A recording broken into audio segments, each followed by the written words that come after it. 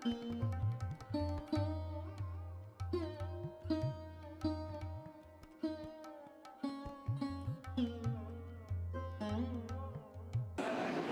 सुरुवात करत आहोत। इंग्रजी नववर्ष 2025च्या सर्वांना मनपूर्वक हार्दिक शुभेच्छा आणि येणारं वर्ष आपल्या सगळ्यांना सुखसमृद्धीचं, आनंदाचं आणि आयुरारोग्याचं जावं असं सर्वप्रथम मी सिंधुदुर्ग प्रतिष्ठानच्या वतीने आपल्याला शुभेच्छा देते आणि आपल्या मुख्य सोहळ्याकडे वळते। धन्यवाद। आजचा हा आपला कार्यक्रम जो आहे, ज्याला आपण कोणतंही औपचारिक स्वरूप आणलेलं नाही आहे, परंतु जास्तीत जास्त या ठिकाणी अगदी पहिला शब्द मी सुहृद मंडळी म्हटलं, कारण सिंधुदुर्ग प्रतिष्ठान संस्थेचे समाज माध्यमावर जरी ती दिसली तरीसुद्धा रजिस्टर असणारी आमची संस्था ती केवळ एका सरवणकरांची, उत्तरकर मॅडमची किंवा त्याच्याशी अनुलक्षून असणारी अनुषंगाने येणाऱ्या सर्व मंडळींची ती संस्था नाही आहे, तर तुम्हा सर्वांची आपली अशी संस्था आहे। आणि या संस्थेने गेली अनेक वर्ष समाज माध्यमावर आपलं जे पाऊल रोवलेलं आहे त्यामध्ये अनेक अशा विधायक गोष्टी त्यांनी पार पाडलेल्या आहेत। पुस्तक प्रकाशन सोहळा आहे। आजच्या दिवसाचं वैशिष्ट्य असं की आज 12 जानेवारी 2025 महाराष्ट्राचं आराध्य दैवत छत्रपती शिवाजी महाराज यांच्या आईसाहेब जिजाऊबाई यांची आज जयंती आहे। त्याबरोबरच थोर विचारवंत स्वामी विवेकानंद यांची सुद्धा जयंती आहे।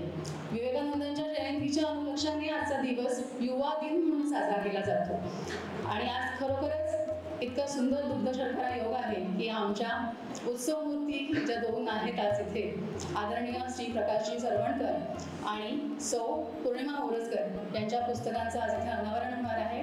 त्यामुळे युवा दिन हा खरोखरच त्या टायटलला शोभणारा आहे आणि आपण सारेच युवा आहोत, ज्यामध्ये आमच्या मालवणी मुलखातलं आमचं सगळ्यांचं आराध्य दैवत जे आहे लेखणीतलं ते म्हणजे गुरुवर्य प्रभाकरजी भोगले यांना आपण प्रथम टाळ्यांनी त्यांना स्वागत करूया। त्यांच्याकडून प्रेरणा घेऊन अनेक युवा लेखक आज समाज माध्यमांवर लिहित आहेत, कारण मराठी भाषेला अभिजात भाषेचा दर्जा देणारं हे वर्ष तर हो तुम्हा सर्वांची मराठी आणि त्याबरोबर अनुलक्षून येणारी पुढची मालवणी। मला आठवतं दादर येथे आमचं काही वर्षांपूर्वी मालवणी साहित्य संमेलन जेव्हा आयोजित करण्यात आलं होतं, त्या ठिकाणी आम्हाला 150 ते 200च्या कपॅसिटीला 700 ते 800 जणांचा प्रतिसाद लाभला होता आणि हे सर्व श्रेय सिंधुदुर्ग प्रतिष्ठानला जातं, आदरणीय प्रकाशजी सरवणकरांना जातं। त्या ठिकाणी त्या वर्षी झालेला जो सर्वे होता भारत सरकारचा 2018-19चा, त्यामध्ये एकूण 2300 भारतीय विविध भाषांमध्ये 78 भाषा या मरणप्राय अवस्थेत होत्या। म्हणजे हळूहळू त्या ग्रामीण प्रादेशिक बोली न बोलल्या गेल्यामुळे त्या अस्तित्व त्यांचं संपुष्टात येणार होतं आणि त्याच वर्षी आम्ही अखिल भारतीय मालवणी साहित्य संमेलन आयोजित केलं होतं। तरी सिंधुदुर्ग प्रतिष्ठानच्या ज्या जमेच्या बाजू आहेत त्यामध्ये एक वाखाणण्यासारखी गोष्ट होती। पुन्हा एकदा त्या सर्व आठवणींना आम्हाला उजाळा मिळाला। तत्कालीन मुंबई विद्यापीठाचे कुलगुरू प्राध्यापक डॉक्टर सुहास पेडणेकर त्या ठिकाणी होते, बरोबर त्याचबरोबर मुंबईचे महापौर विश्वनाथ महाडेश्वर सुद्धा त्या ठिकाणी उपस्थित होते। असे आणि सिने जगतातील, कला जगतातील अनेक मान्यवर मंडळी त्या दिवशी तब्बल 12 तास सुरू असलेल्या संमेलनाची आम्ही सर्वजण साक्षीदार होतो। 12 तास अशीच मी उभी होते आणि त्या सर्व हृदय आठवणी पुन्हा एकदा आज त्या निमित्ताने उजळून आलेल्या आहेत। सर्वप्रथम आजचे मान्यवर विशेष अतिथी, त्याबरोबर प्रमुख पाहुणे श्री प्रभाकरजी भोगले आणि नितीनजी साळुंखे यांना अत्यंत कृतज्ञतापूर्वक मी मंचावर आमंत्रित करते। आजच्या कार्यक्रमाचे ते आदरणीय प्रमुख पाहुणे।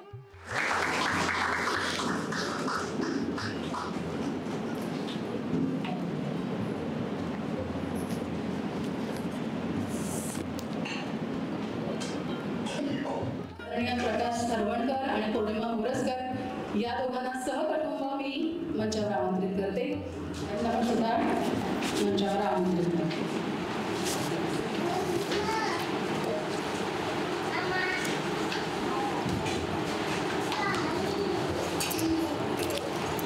कार्यक्रमातील पुस्तकांचं अनावरण करण्याकरता मान्यवर लेखक लाभलेले आहेत. ते आहेत आदरणीय प्रभाकरजी भोगले सर. गुरुवर्य अशी सारखी उभारी माझ्या तोंडून सहजतेने बाहेर येते, कारण अनेक पूर्वसुरींच्या कामामधून आपण प्रेरणा घेत असतो. कोविड नंतरचं जग आपण बघतोय अनेक आव्हानांनीच भरलेलं आहे, परंतु प्रत्येक येणारा नवा दिवस हा तितकाच उत्साहवर्धक ज्या लोकांमुळे ठरतो. त्यांचं लेखन, त्यांचं काम आपल्या डोळ्यासमोर सतत असतं. सरांचा परिचय मी आपल्याला थोडक्यात करून देते. आदरणीय प्रभाकर भोगले हे आमचे कळसुरीचे सुपुत्र आहेत. आज शैला कदम आणि मी स्वतः कळसुरीची सून आहे.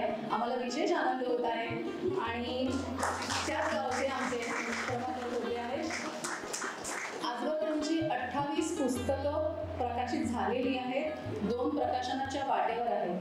कार्यक्रम सुरू करण्यापूर्वी थोड्याच वेळापूर्वी मी नितीनजी साळुंखे यांच्याशी बोलत होते की पुस्तक प्रकाशन किंवा पुस्तक निर्मिती हे काही साध्या सुध्याचं काम नाही. अक्षरशः अपत्य जन्माची कथा सुद्धा सोपी वाटावी इतकं ते एक बालपण केल्यासारखं इतक्या साऱ्या आमच्या गोष्टी सुरू होत्या. सरवणकर, मी, पौर्णिमा पुरस्कर आणि त्याशी अनुकृष्ण असणारी सगळी मंडळी. ती गेली 4 वर्ष सातत्याने अनेक आव्हानांना पेलत हे काम आम्ही हाती घेतलं होतं. तर सरांची तर तब्बल 30 पुस्तकं गेल्या 36 वर्षाच्या लेखनामध्ये एका जोरदार काळात उजवल्या. आणि त्यापैकी कादंबरीमध्ये शाली, सुमा, माझंच चुकलं, माझी कहाणी, असा घरी छंद या कादंबऱ्यांच्या 2-2 आवृत्त्या निघालेल्या आहेत. त्याबरोबरीच वावटळीतील पान ह्या त्यांच्या कादंबरीला कोकण साहित्य मराठी परिषदेचा पुरस्कार सुद्धा प्राप्त झालेला आहे.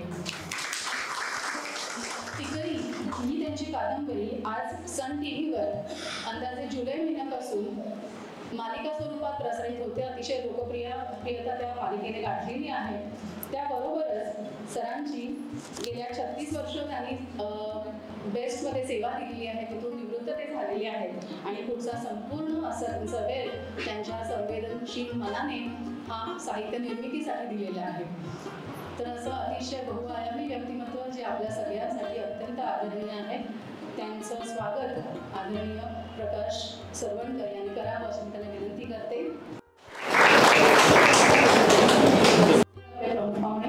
ते म्हणजे आदरणीय श्री नितीनजी साळुंखे सर. बँकेमध्ये वरिष्ठ अधिकारी पदावर ते कार्यरत होते. मुंबईचा इतिहास अगदी सांगोपांग उलगडून सांगणारं त्यांचं पुस्तक अज्ञात मुंबई भाग 1 हे इतकं प्रसिद्ध झालं की त्याच्या 2 आवृत्ती निघाल्या आणि शिवाय त्याचा भाग 2 सुद्धा आता येऊ घातलेला आहे.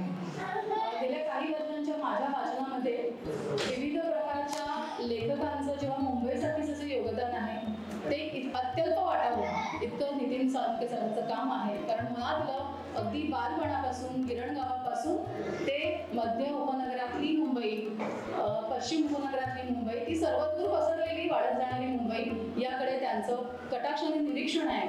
आणि त्या सगळ्याचा लेखाजोखा अगदी ब्रिटिशकालीन मुंबई, त्याबरोबरच आपली गिरणगावातली मुंबई, त्यातल्या विविध पाऊलखुणा, त्यातल्या विविध ज्याला आपण कल्चरल हेरिटेज म्हणतो, जो सांस्कृतिक वारसा आहे, या सगळ्याचं जो दृग्गोचर होणारा एक साहित्य आहे, जे पुस्तक आहे ते म्हणजे त्यांचं अज्ञात मुंबई, जी तुम्हापासून सगळ्यांपासून अज्ञात आहे. या पुस्तकाच्या काही प्रती मी माझ्या शाळेकरता घेतल्या होत्या आणि खरोखर सांगायला अतिशय आनंद वाटतो की आजच्या नव्या पिढीने त्या पुस्तकांचा अतिशय सखोल अभ्यास करावा.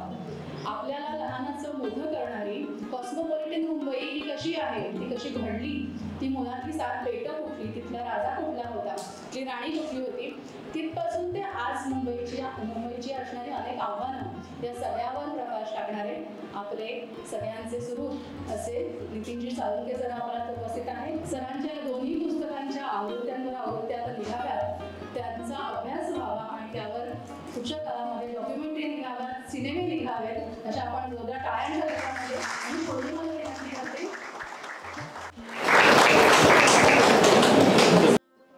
सत्कारांचा मोसम चालू होता, तर सिंधुदुर्ग प्रतिष्ठानच्या वतीने मला एक सत्कार करायचा आहे. आता तुम्ही ज्या निवेदिका बघत आहे त्या उच्च विद्याविषयी Megha Parab madam, doctor Megha Parab madam, त्या विक्रोळीच्या विद्या विकास म्हणजे प्रतिष्ठान आहे, त्याची शाळा आहे, हायस्कूल्स आहेत, कॉलेज आहेत, असा एक मोठा व्याप आहे. त्या पूर्ण प्रचंड व्यापाचं सुकाणू CEO आहेत. त्या दिवसभर प्रचंड व्यापार असतात, त्यांना घरी यायला पण रात्रीचे 12-12 वाजतात. अशा सुद्धा वेळेत सुद्धा त्या आमच्या पाठीशी उभ्या असतात, वेगवेगळ्या गोष्टी सांगत असतात, कल्पना सांगत असतात. तर हे पुस्तक काढण्यामागची प्रेरणा पण त्या आहे. त्याबद्दल तुमचं पुस्तक निघालं पाहिजे, त्याच्यासाठी त्यांनी आम्हाला पाठिंबा दिला, सगळं गोष्टी कशा करता येतील त्याचं मार्गदर्शन दिलं.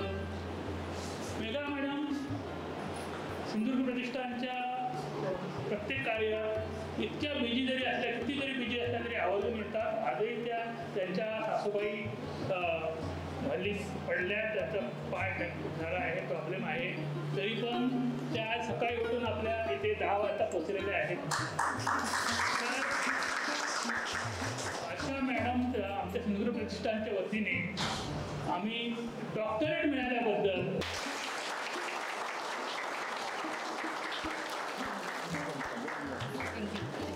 हा मायेचा संस्कार आहे मॅडम. गोष्ट अशी असते की आपल्या मायेच्या माणसांशी आपण सतत जोडलेले असतो. तसाच हा आपल्या मालवणी माणसांचा अतिशय सुंदर असा मेळा आहे. आणि मुख्य आभार मी नितीन राणेचे मानेन की त्याचं पहिलं पुस्तक आमच्या दर्यावती प्रकाशनातर्फे जेव्हा संमेलनामध्ये प्रकाशित झालं होतं, त्यानंतर त्यांनी माझी गाठ आपल्या सगळ्या या मंडळींशी घालून दिली. एकदा आपल्या नितीनसाठी टाळ्या उंचावू.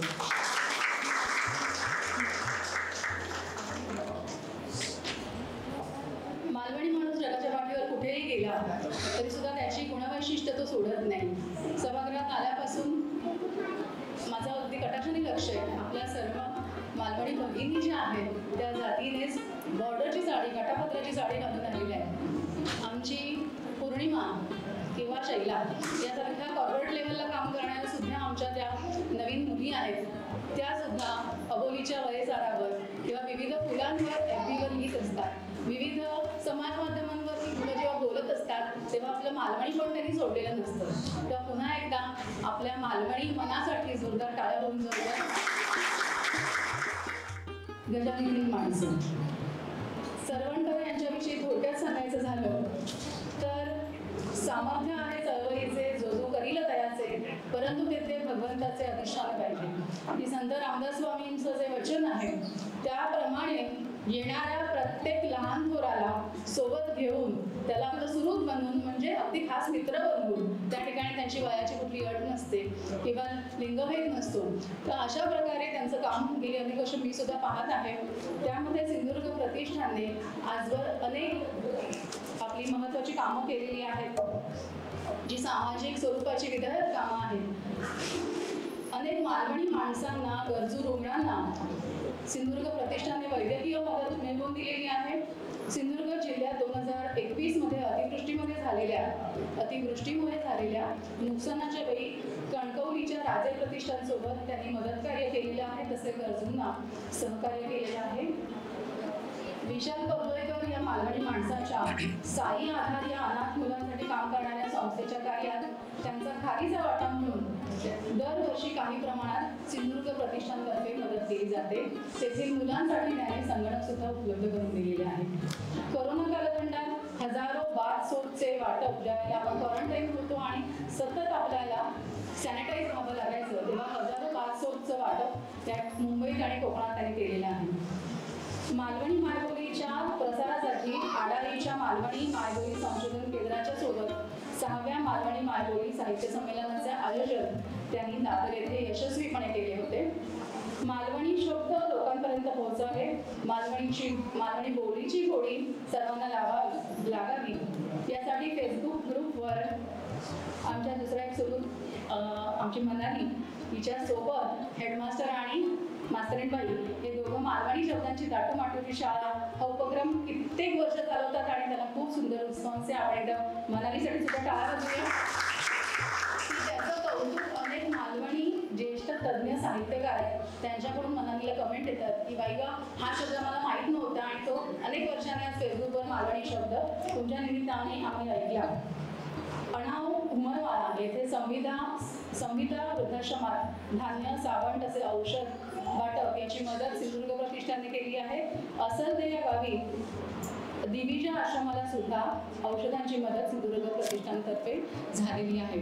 तर अशा प्रकारे सिंधुदुर्ग जिल्ह्यातील 8 तालुके, त्यातील विविध गावं, त्या ठिकाणी विविध असणाऱ्या सामाजिक समस्या यांच्याशी सतत संपर्कात, त्या सानिध्यात राहून, त्या विषयांशी संबंधित राहून सिंधुदुर्ग प्रतिष्ठानने अजून अनेक सुंदर कामं केली. बोबडे सरांना मी विनंती करते आणि पुष्पगुच्छ घेऊन त्यांचं फॉर्मली स्वागत करावं.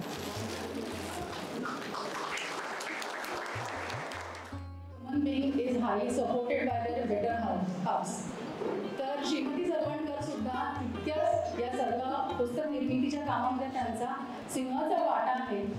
काही दिवसापूर्वी, आठवड्यापूर्वी दोघंही उभयता माझ्या घरी आमंत्रणाकरता आले होते. सरवणकर मॅडमना मी प्रथम त्याला पाहिलं आणि भेटले, परंतु बाईंचा चेहरा एवढा फुलला होता तिच्या कर्तृत्वाने की पुस्तक निर्मिती ही सामान्य गोष्ट नाहीच आहे. आपण त्यांचंही स्वागत करूया. मी नितीन साळुंखे सरांना विनंती करते की आदरणीय श्रीमती सरवणकर यांचं सुद्धा त्यांनी स्वागत करावं.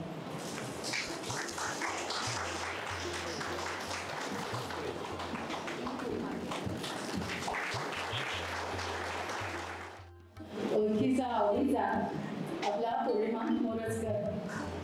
पौर्णिमा मोरजकरचं लेखन गेली अनेक वर्ष तरुण भारत सिंधुदुर्ग आवृत्ती त्याचे संपादक आहेत शेट्टी सर, बरोबर सर? हां, विजय शेट्टी. अनेक नवोदित लेखकांना ते व्यासपीठ मिळवून देत असतात आणि त्यामध्ये आमच्या पौर्णिमाचे अनेक कथा, कविता, प्रामुख्याने मालवणी कविता आणि कथा याकरता पौर्णिमाचं नाव हे सर्व दूरपर्यंत गेलेलं आहे. अतिशय कष्टाळू, त्याबरोबरच गोव्या नजीकच्या सावंतवाडी तालुक्याच्या रोणापाल या गावची ही सुकन्या आणि आज मुंबईमध्ये पश्चिम उपनगरामध्ये तिचं पुस्तक प्रकाशित होते. आपण जरा टाळ्या जोरात वाजवल्या पाहिजे आणि तिचं स्वागत आदरणीय भोगले सरांनी करावं, तिला शुभेच्छा द्यावा, आशीर्वाद द्यावा अशी मी त्यांना विनंती करते. फेसबुकच्या माध्यमातून या दाम्पत्याच्या कथा, म्हणजे त्यांच्या रोजच्या वैयक्तिक कथा किंवा त्यातला एखादा प्रसंग, त्यांच्या दैनंदिन जीवनाचे काही पडसाद आपण नेहमी बघत असतो, वाचत असतो. एवढीच या गृहस्थांची मला असणारी ओळख होती. परंतु काल परवापर्यंत मला या आजच्या कार्यक्रमाची तयारी सुरू होती तेव्हा पौर्णिमाचं नाव मात्र मला पौर्णिमा गावडे मोरजकर असं घ्यावं लागत होतं. तेव्हा प्रथमतः मालवणी माणूस अजून इतकं पण मनाने मोठं झालेलं नाही की आपल्या बायकोचा, बायलेचा माहेरचा आडनाव सुद्धा तो लावून देतो. तेव्हा एवढी मोठी या माणसाची तिला सोबत असणार. तर मोरजकर सरांसाठी आपण टाळ्या वाजवूया. साळुंखे सरांना विनंती करते की त्यांनी सुद्धा त्यांचं स्वागत करू. त्यामध्ये अनुकल्प हा अतिशय सुंदर आर्टिस्ट आहे, हा सुंदर चित्र काढतो. सुद्धा आम्ही त्याला शाबासकी देतो.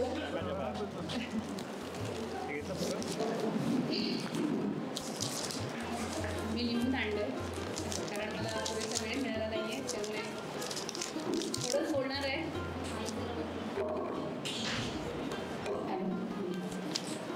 सर्वप्रथम सर्वांना नमस्कार करते. सुरुवातीला भाषणात एक ऐकली होते, त्याच्यावर मी लिहून ठेवले आहे, मला आवडले होते. रूपाला पुरवत नाही तो अलंकार व्यर्थ, प्रतिमेची पाळत नाही तो पुरस्कार व्यर्थ, लोकांना शिकवत नाही तो अहंकार व्यर्थ आणि मनापासून जो उमटत नाही तो नमस्कार व्यर्थ. त्यामुळे सर्वप्रथम आपले मान्यवर ज्येष्ठ साहित्यिक माननीय श्री प्रभाकर भोगले सर आणि मुंबईच्या इतिहासाचे अभ्यासक लेखक माननीय श्री नितीन साळुंखे सर आणि इतर उपस्थित सर्वांना मी मनापासून नमस्कार करते. या सोहळ्यानिमित्त इथे उपस्थित दिग्गजांसोबत बसायची माझी एवढी हे नाही आहे, पण आज ती संधी मला सिंधुदुर्ग प्रतिष्ठानमुळे मिळाली आहे. त्यामुळे मी त्यांचे मनापासून धन्यवाद मानते.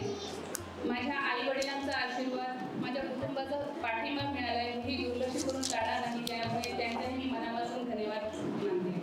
खरं तर पुस्तक प्रकाशन म्हणजे स्वप्नच वाटतंय, कारण कथा लिहिणं, कविता लिहिणं हा माझा छंद नाही. कविता लिहिणं, वाचणं असायचं माझं. मी फेसबुकवर जास्त ॲक्टिव्ह नसायची सुरुवातीला, पण हळूहळू मला फेसबुकवर साहित्य वाचायला मिळायला लागलं. त्यामुळे मी हळूहळू वाचायला लागली आणि त्यातूनच लिहिती झाली. पण आपलं जर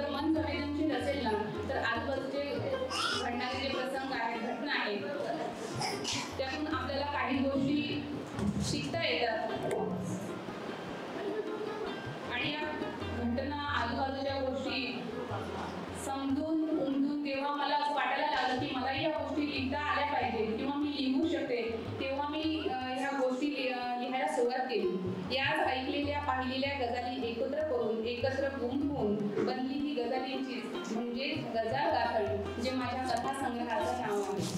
या कथासंग्रहातून 15 कथा आहेत. मालवणी भाषा, मालवणी माणसं यांच्यात असलेला उपजत गोडवा, त्यांच्या स्वभावांचे विविध पैलू असलेल्या कथा तुम्हाला यात वाचायला मिळतील. गझल लेखनाची सुरुवात फेसबुकवर झाली. काही मालवणी माणसं यांच्यापासून मी जोडले गेले. कमेंटमधून सुरुवातीला मालवणी बोलता बोलता संवाद, लेख यातून मालवणी लिखाण होऊ लागलं. त्याच वेळी श्री विजय शेट्टी सरांनी तरुण भारतमध्ये सोरपूल आणि मालवणी का हे सगळं चालू केलं होतं. त्यातून मी लिहिती झाले. त्यावेळी वाचक वर्गाकडून त्यांना आवडायला लागलं. तेव्हा वाचक वर्गाकडून पुस्तक बनवावं असं प्रतिक्रिया यायला लागल्या. पण माझ्यासाठी ते स्वप्न होतं. पण सिंधुदुर्ग प्रतिष्ठानने ते स्वप्न पूर्णत्वास आणलं आणि मगाशी म्हटल्याप्रमाणे सरवणकर काका आणि मेघा मॅडम यांची खरं तर प्रचंड मेहनत यामागे आहे. त्यामुळे ते शक्य झालेलं आहे. त्यांचा आजन्म मी ऋणी राहीन. हा कथा संग्रह तुमच्या सर्व वाचकांच्या पसंतीस उतरेल अशी अपेक्षा आहे. पुन्हा एकदा मनापासून मी सर्वांचे धन्यवाद मानते आणि बोलणं थांबवते. धन्यवाद. पुस्तक प्रकाशनाच्या वाटेवर आता काही क्षणांचा अवधी उरलेला असताना पौर्णिमाचा भाव होणं साहजिक आहे. कारण खरोखरच आपण सर्वच मालवणी माणसं, जरी ती मुंबई जन्माला येऊ किंवा कोकणात सिंधुदुर्गात, तरी सुद्धा आपली नाळ जी आहे. आमच्या सरवणकरांच्या पुस्तकामध्ये वैशाली पंडित यांचे एक सुंदर वाक्य आहे की मालवण सोडून कितीही वर्षा पार पडली किंवा कितीही दूर आपण इलो तरी मालवणी माणसाच्या पायाच्या चपलेची लाल माती तेवढी जाणार नाही. तर तशा प्रकारे आजचा हा अतिशय भावूक करणारा या दोन्हींचा म्हणजे आजचे जे लेखक आहेत त्यांच्यासाठी हा क्षण आहे. मी पुढे सरवणकरांना आमंत्रित करते की त्यांनी आजच्या पुस्तक प्रकाशनाच्या निमित्ताने आपलं मनोगत सर्वांशी व्यक्त करावं. नमस्कार. आज खरं तर पुस्तक प्रकाशित होत आहे.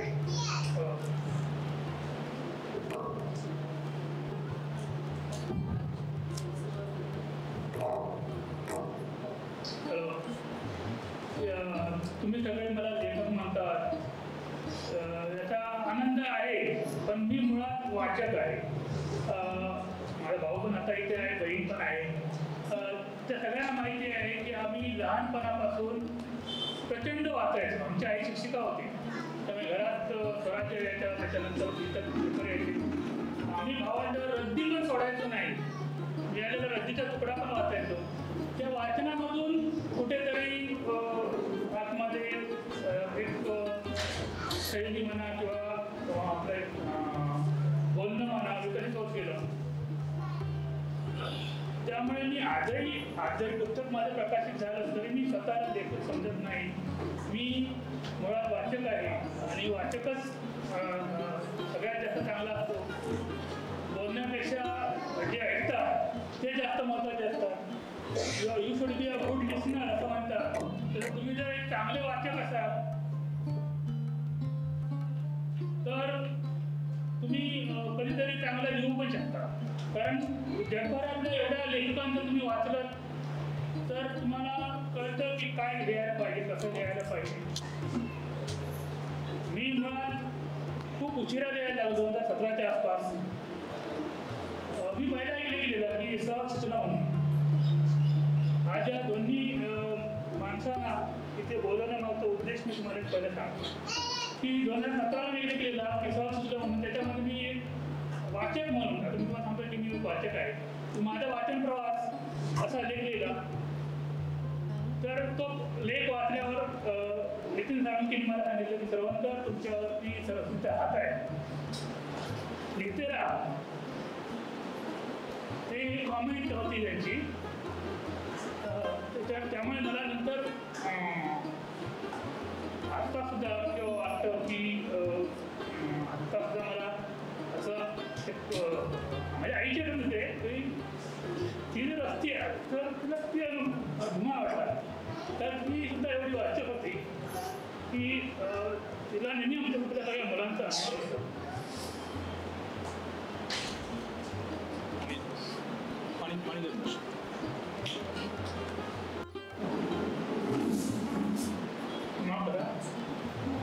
त्यानंतर आम्ही फेसबुकवर लिहायला लागलो 2017 पासून. मग माझ्या मालवणी गझाली मी लिहायला लागलो, मराठी कथा लिहायला लागलो. बोगले तर आज ज्या उंचीवर आहे त्या माणसाने आम्हाला स्वतःच्या घरी बोलवलं. एक 8-10 जण होतो आम्ही, फेसबुकवर लिहायचो मालवणी माणसं. त्यांनी आम्ही गेल्यावर सरांनी मला प्रश्न विचारला, सर तुमचे किती पुस्तकं प्रकाशित झाले? मी म्हटलं सर एकही नाही. ते म्हणाले असं वाटत नाही, तुमचं पुस्तक प्रकाशित करा, तुमचं लिखाण चांगलं आहे. हे शब्द जे असतात ते कौतुकाचे असतात, ती कौतुकाचे शब्द तुम्हाला पुढे घेऊन जातात. आता तुम्ही म्हणते की मला काय आताचे पुस्तक प्रकाशित एवढं झालं की हे पुस्तक प्रकाशित करणं हे सिंधुदुर्ग दिशेने केलेलं तुझं कौतुक आहे, ज्या लेखनाचं कौतुक आहे. लोकांना सिंधुदुर्ग जिल्ह्यातली जी भाषा आपली मालवणी भाषा आहे ती समोर ठेवून केलेली आहे प्रत्येक गोष्ट. मग ती सिंधुदुर्ग जिल्ह्यातल्या लोकांना वैद्यकीय मदत असू दे किंवा आम्ही विराटला सुद्धा ज्या आश्रमात मदत करतो तो सुद्धा माणूस आपल्या सिंधुदुर्गातला आहे. किंवा आता लेखन जे आहे मालवणी आहे, मालवणी भाषा आहे. सिंधुदुर्गानंतर मालवणी भाषा जी आहे ती कितीतरी लेखक पुढे नेतात.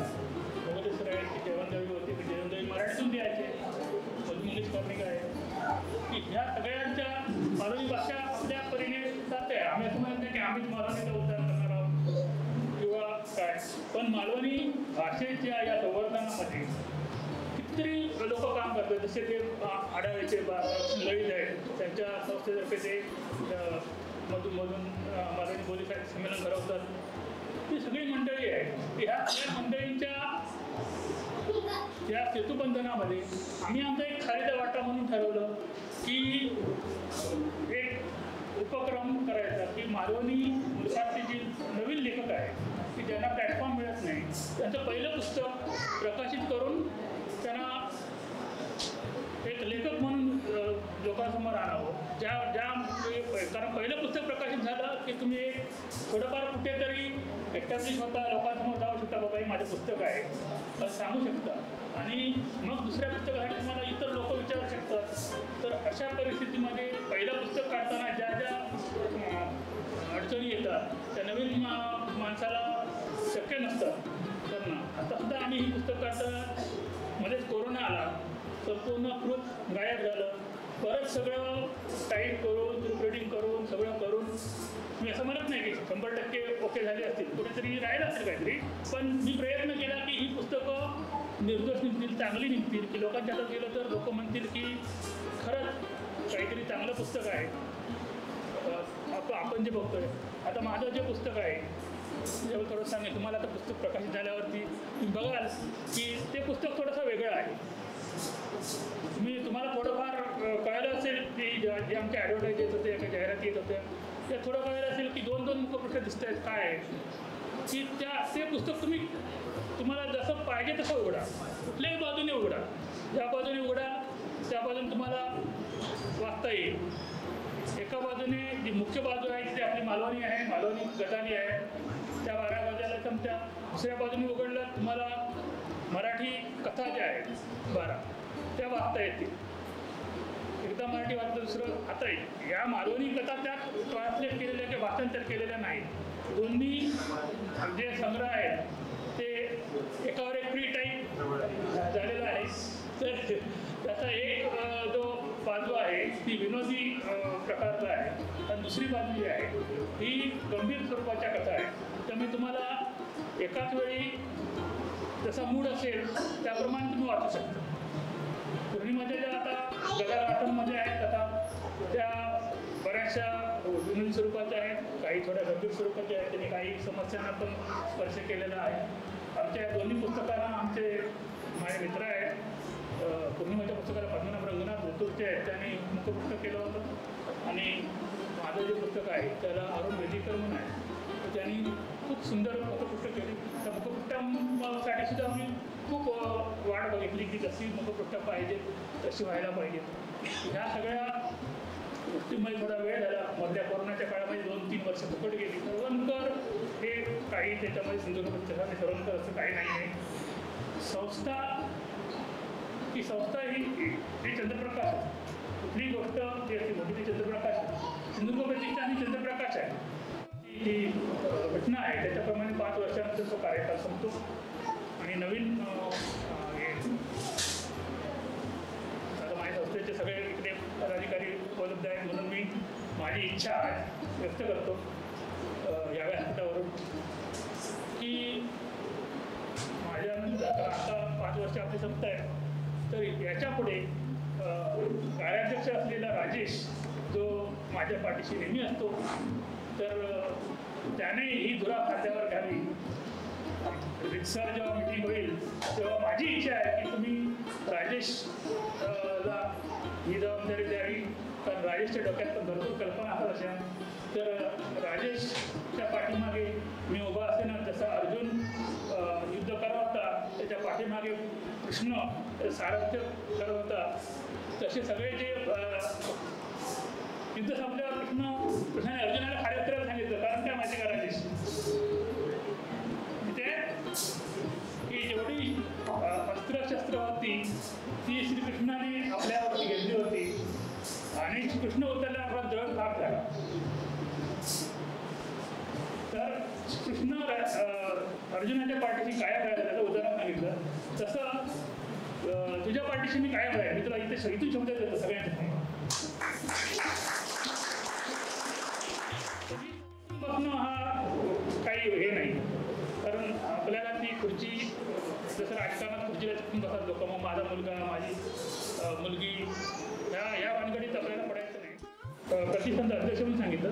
परत आपल्या विषयाकडे येऊ तर ही जी कल्पना होती ती सगळी हे पुस्तकं मानवी लेखकांची छापायची वगैरे तर ही सगळं मेधा मॅडमची कल्पना होती. त्यांनी ती मांडली. आम्हाला प्रायोजक मिळाले. त्या प्रायोजकांनी काही खर्च केला त्याच्यामुळे ही पुस्तकं लेखण्या स्वरूपात निघत आहेत. हा जो आता सिंधू प्रतिष्ठानचा हा कार्यक्रम आहे त्याचा खर्च प्रतिष्ठानने केला आहे. त्याचप्रमाणे माझा मुलगा रश्मी सरवणकर त्याने सांगितलं की तुम्हाला जे जे लागेल त्या पुस्तक प्रकाशनासाठी ते तुम्ही करा. मी बघितलं त्यामुळे आपण हा थोडा अत्यंत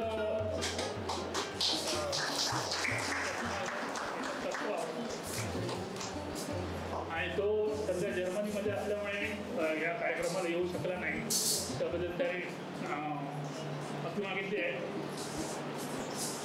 सिंधुदुर्ग प्रतिष्ठानने हा जो संपूर्ण घाट घातला त्याच्यामागे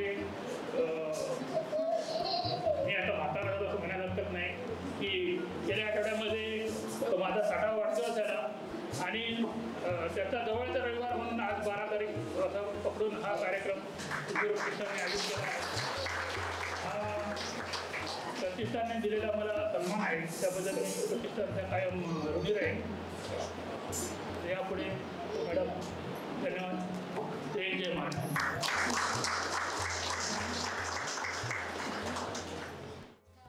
ही मुळात संकल्पनाच इतकी व्यापक स्वरूपाची आहे की पिढ्या बदलतात परंतु संस्थेचं काम त्याची धोरणं ही पुढे सुरूच राहतात आणि त्या दृष्टिकोनाने त्यांनी आमचे दुसरे इतके जिवलग सुरू आदरणीय राजेश राणेदादा यांचं नाव पुढच्या कार्याध्यक्षपदासाठी दिलेलं आहे. दर्शन इथे जातीने उभा आहे. दर्शनसाठी टाळ्या झाल्या पाहिजे की केवळ मालवणी भाषा मालवणी मन आणि मालवणी माणसं यांच्या या एका संकल्पनेवर या भावनांमधून जोडलेली आपण सर्व मंडळी आहोत जी वेगवेगळ्या गावातली आहोत वेगवेगळ्या तालुक्यातून आहोत परंतु तरी सुद्धा कुठला तरी एक धागा आपल्याला सगळ्यांना धरून आहे तो म्हणजे मालवणी भाषा आहे. आणि ती केवळ पूर्वापारच्या आपल्या शिलालेखांमध्ये म्हणजे आज जर त्याचा अभ्यास करू गेलात तुम्हाला मालवणीचे सुद्धा कुठेतरी धागेदोरे निश्चितच सापडतील. आपले सावंते सर भविष्यात ते शोधून काढतील अशी आशा आहे कारण मुंबईच्या अभ्यासाबरोबर ते सिंधुदुर्गाकडे पण वळतील अशी एक आशा आहे. परंतु त्याबरोबरच ते पुढच्या काळात गाजवलेल्या आदरणीय बाबूजी, त्यांचा आपण 4 जानेवारीला मालवणी भाषा दिवसच म्हणून साजरा करतो, म्हणजे थोर नाटककार, अभिनेते मच्छिंद्र कांबळी यांच्यापासून गंगाधर गवाणकर यांच्यापर्यंत सीमित न राहता आदरणीय भोगले सरांनी पुढे ती वाढवत नेलेली आहे आणि त्यांना अनुलक्षून आम्ही सर्वच जण इथे प्रेरणा घेत आहोत. आणि सिंधुदुर्ग प्रतिष्ठानने वचनपूर्तीचा आजचा दिवस आहे की आपली पहिली 2 पुस्तकं प्रकाशित होत आहेत आणि यापुढेही ती होतच राहतील, जशी संधी मिळेल प्रायोजक मिळतील. आणि सर्वांना नम्र विनंती आहे पुस्तक प्रकाशनाच्याच आधी की सरवणकरांच्या पुस्तकाची अतिशय सुरेख सुबक असं जे पुस्तक आहे 2ही भाषांमध्ये आहे. जिथे मला पुस्तक उघडल्यावर जाणवलं की प्रमाण भाषा मराठी, म्हणजे ज्या भाषेत आता मी बोलते, आपले मराठी पाठ्यपुस्तकं असतात, आपलं वर्तमानपत्र असतं, ती भाषा केवळ त्यांच्या मराठी कथांसाठी आहे. त्यातले सगळे संवाद मालवणीमध्ये आहेत. आणि दुसऱ्या बाजूने सुरू होणाऱ्या त्यांचं मालवणी भाषेतलं जे पुस्तक आहे, ज्याची लिपी देवनागरी जरूर आहे. जसं कोकणी भाषेला कोकणी लिपी आहे, परंतु कोकणी लिपी नाही आहे. यासाठी अनेकदा अन्य भाषिक आपल्या काशेरे ओढतात की तुम्हाला सगळ्यांना देवनागरीच लागते. पण संस्कृत भाषेनंतर पुढे अर्धमागधी, पाली अशा सगळ्या पुढे भाषा आल्या. त्यामध्ये मात्र आमची देवनागरी जी आहे ते अनेक भारतीय भाषांना धरून आहे. त्यामध्ये राष्ट्रभाषा हिंदी सुद्धा आहे. तर आमच्या मालवणी भाषेतल्या आजच्या 2 पुस्तकांमध्ये देवनागरी लिपीमध्ये जरी असली तरी सुद्धा पूर्णपणे त्याचं जो संवाद आहे, त्याचं जे सूत्रवाहन आहे ते दोन्ही लेखकांनी, म्हणजे आमची लेखिका पौर्णिमा हिरे सुद्धा मालवणीतून केलेलं आहे. हे या दोन्ही पुस्तकांचं खास वैशिष्ट्य आहे. पुस्तक दोन्ही बाजूने सुरू करायचं असं आपण म्हणतोय, पण नेमकं पुस्तक सुरू करून होतं. कारण सुरुवातीला एक कृतज्ञता पत्र असतं किंवा सगळे प्रकाशकाचे हक्क असतात. दोन्ही लेखकांनी आपल्या मुलांच्या नावे पूर्ण प्रकाशनाचे हक्क, पुढे त्याची आवृत्तीचे हक्क ठेवलेले आहेत. पौर्णिमाने आपल्या लेखीला तो अधिकार दिला आहे, सरांनी प्रज्ञेशला दिलेला आहे. आणि पुढे मात्र सरवणकरांनी या ठिकाणी ऋणनिर्देश येतो किंवा वैशाली पंडित यांची जी प्रस्तावना येते, मालवणातली ज्येष्ठ लेखिका आहेत, तिथून पुढे मालवणी पुस्तक सुरू होते. म्हणजे पुस्तक जे आज दोन्ही प्रकाशित होणार आहेत ती प्युअर मालवणी आहे. त्यासाठी आपण जरा दोघांचं कौतुक करूया. त्या दोन्ही गजालीत भेटणारी विविध माणसं, आजवर आपण अनेक मराठी साहित्यकार बघतो आणि गाव किंवा गजाल किंवा गोष्टी अशामध्ये व्यंकटेश माडगुळकरांपासून ते मधु मंगेश कर्णिकांपासून ते जयवंत जैनपर्यंत आणि त्यानंतरच्या पण नवोदित लेखकांपर्यंत अगदी अशोक बागवे आहे, त्यामध्ये महेश केरुसकर आहे, कोमसापाशी जोडलेली अनेक मंडळी आहेत. परंतु गजालीमधली माणसं ही आता आपण सरवणकरांच्या निमित्ताने आता वाचणार आहोत. त्यामध्ये 12 कथा आहेत. मराठीतील 12 ज्या काहीशा गंभीर आणि संवेदनशील आहेत आणि मालवणी 12 कथा ज्या आहेत त्या पूर्णपणे विनोदी किंवा त्याचा जॉनर जो म्हणतो तो पूर्णपणे मनोरंजनात्मक आहे. तर अशा अतिशय सुंदर अशा पुस्तकाचं आपण अनावरण आता करत आहोत. त्या पुस्तकाला अरुण वेदिकर यांचं जे आपण इथे मागे मुखपृष्ठ बघतोय वॉटर कलरमध्ये, गावाच्या वडाच्या पारावर बसलेली जी माणसं आहेत गावची, त्यांचं असे सुंदर असं मुखपृष्ठ अरुण वेदिकरांनी बनवलेलं आहे. आणि आज सरवणकरांच्या सर्व कुटुंबियांच्या समवेत तुमच्या माझ्यासारख्या सर्व सुहृदांच्या मित्रमंडळींच्या साक्षीने सरवणकरांचं पुस्तक आपण प्रकाशित करत आहोत. मी आदरणीय भोगले सरांना आणि सावित्रे सरांना नम्र विनंती करते की त्यांनी त्या पुस्तकाचं अनावरण करावं.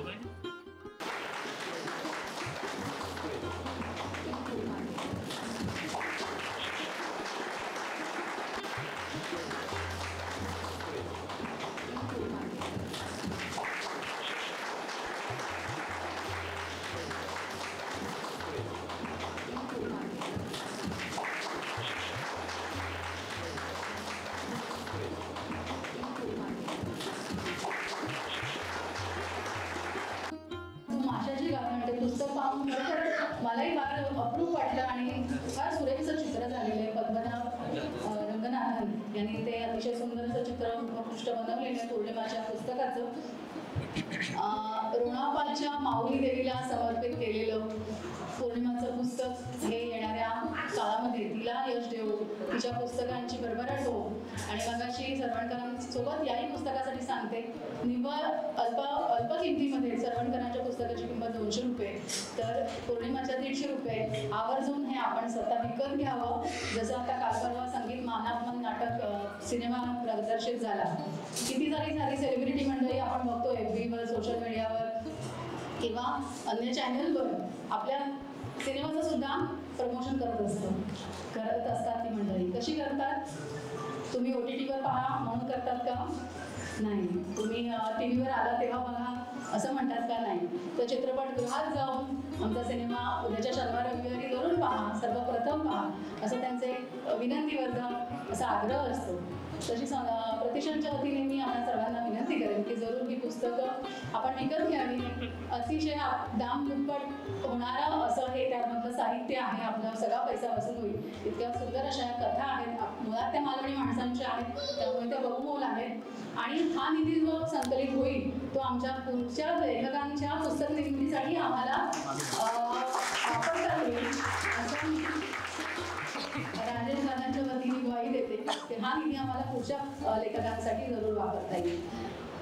पौर्णिमाच्या पुस्तकाला अतिशय सुंदर अशी प्रस्तावना जागतिक कीर्तीचे कवी, इंग्रजी कवी आणि नाटककार आणि तिचे गुरु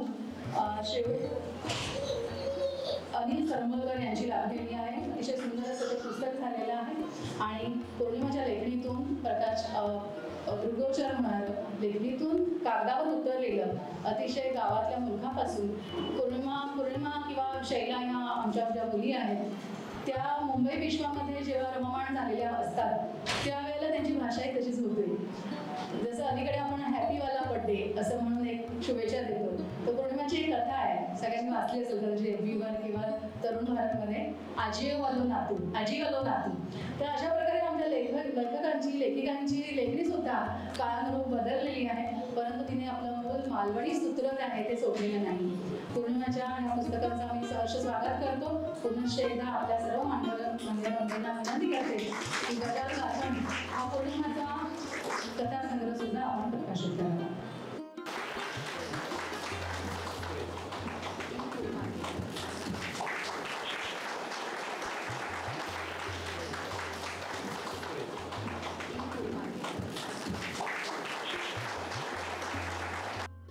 आपलं मनोबल व्यक्त करायची विनंती करते. सर्वप्रथम मी नितीनजी साळुंखे यांना विनंती करेन की त्यांनी आपण आजच्या कार्यक्रमाच्या निमित्ताने मनोबल व्यक्त करावं. धन्यवाद मॅडम. सर्वप्रथम मी सिंधुदुर्ग प्रतिष्ठान आभार मानतो की मला प्रकाश सरवणकर आणि पौर्णिमा मुळवकर प्रकाशन करण्यासाठी अभिराजमान प्रभाकर बोगले 28 पुस्तकं लिहिणारी व्यक्ती माझं अवघं एक पुस्तक, त्यामुळे मला बोलण्याला आपोआप मर्यादा आलेली आहे. मी प्रकाश सरवणकरांशी संबंधित झालो होतो सिंधुदुर्ग प्रतिष्ठानच्या मालवणी साहित्य संमेलन जे आम्ही घेतलं होतं 2018-19 तेव्हापासून आम्ही संपर्कात आहोत.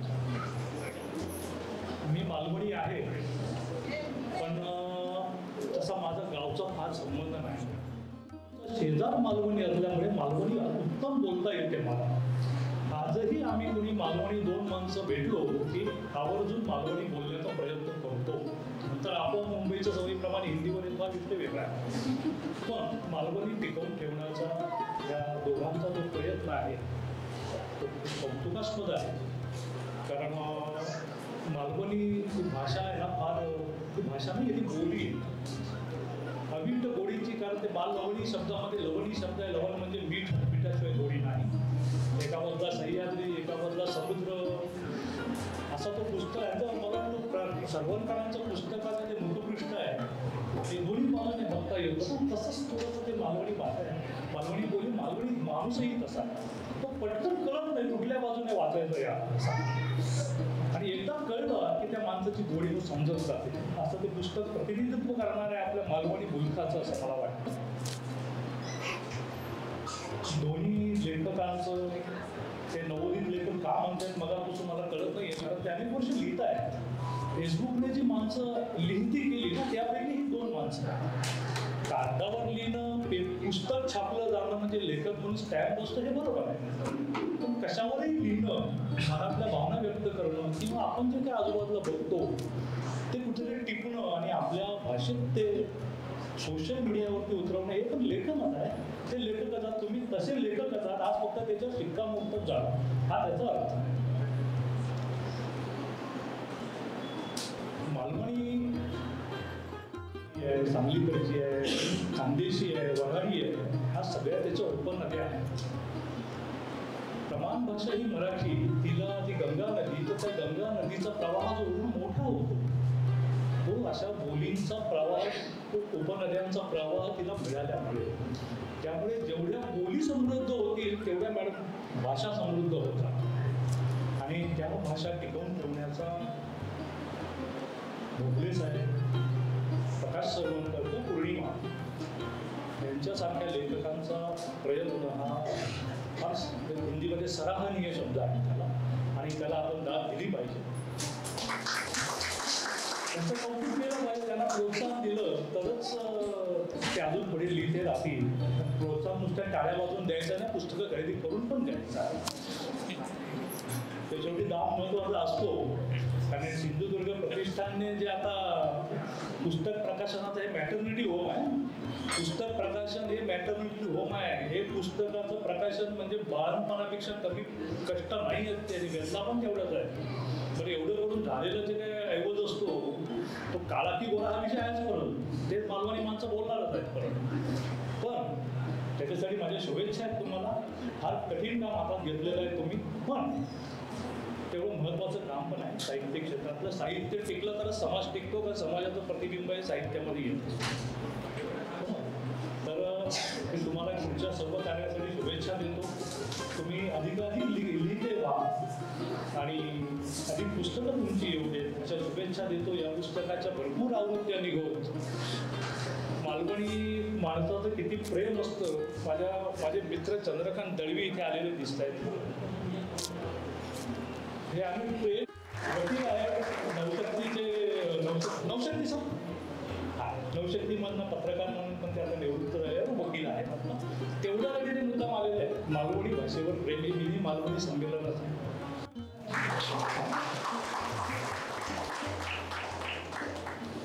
पत्नी आल्या होत्या, चेहरा लेखक म्हणून फुलला असेल, पण असे नवऱ्याच्या लष्कराच्या भाकऱ्या बघण्याच्या उद्योगाला बायको म्हणजे कौतुकाचा विषय आहे.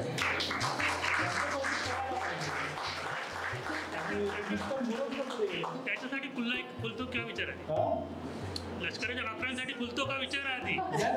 घरातल्या गोष्टी बोलायच्या नाही, मला दिसतं ते बोलणार. आधी पुढे घर आणि घर सगळ्यांना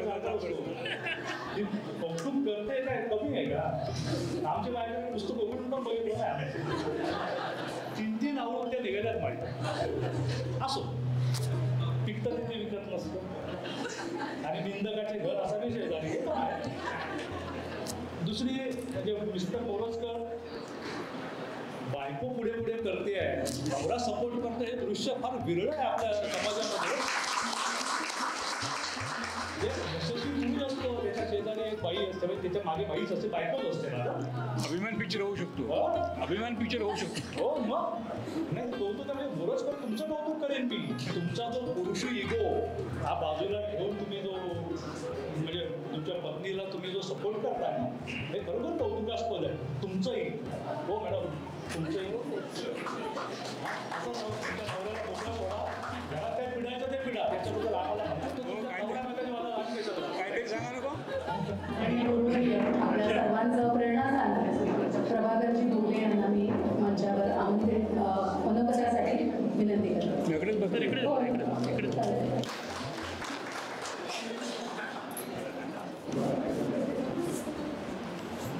सर्वप्रथम मी दोघांचे अभिनंदन करते, प्रकाश सरवणकर आणि पौर्णिमा मोरजकर. या दोघांनी काही पुस्तकांचं प्रकाशन झाला त्याबद्दल मी परत परत अभिनंदन करते.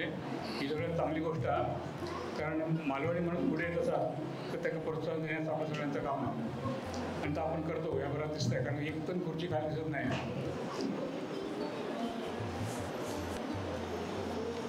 या दोघांचा कौतुक कशासाठी की यांनी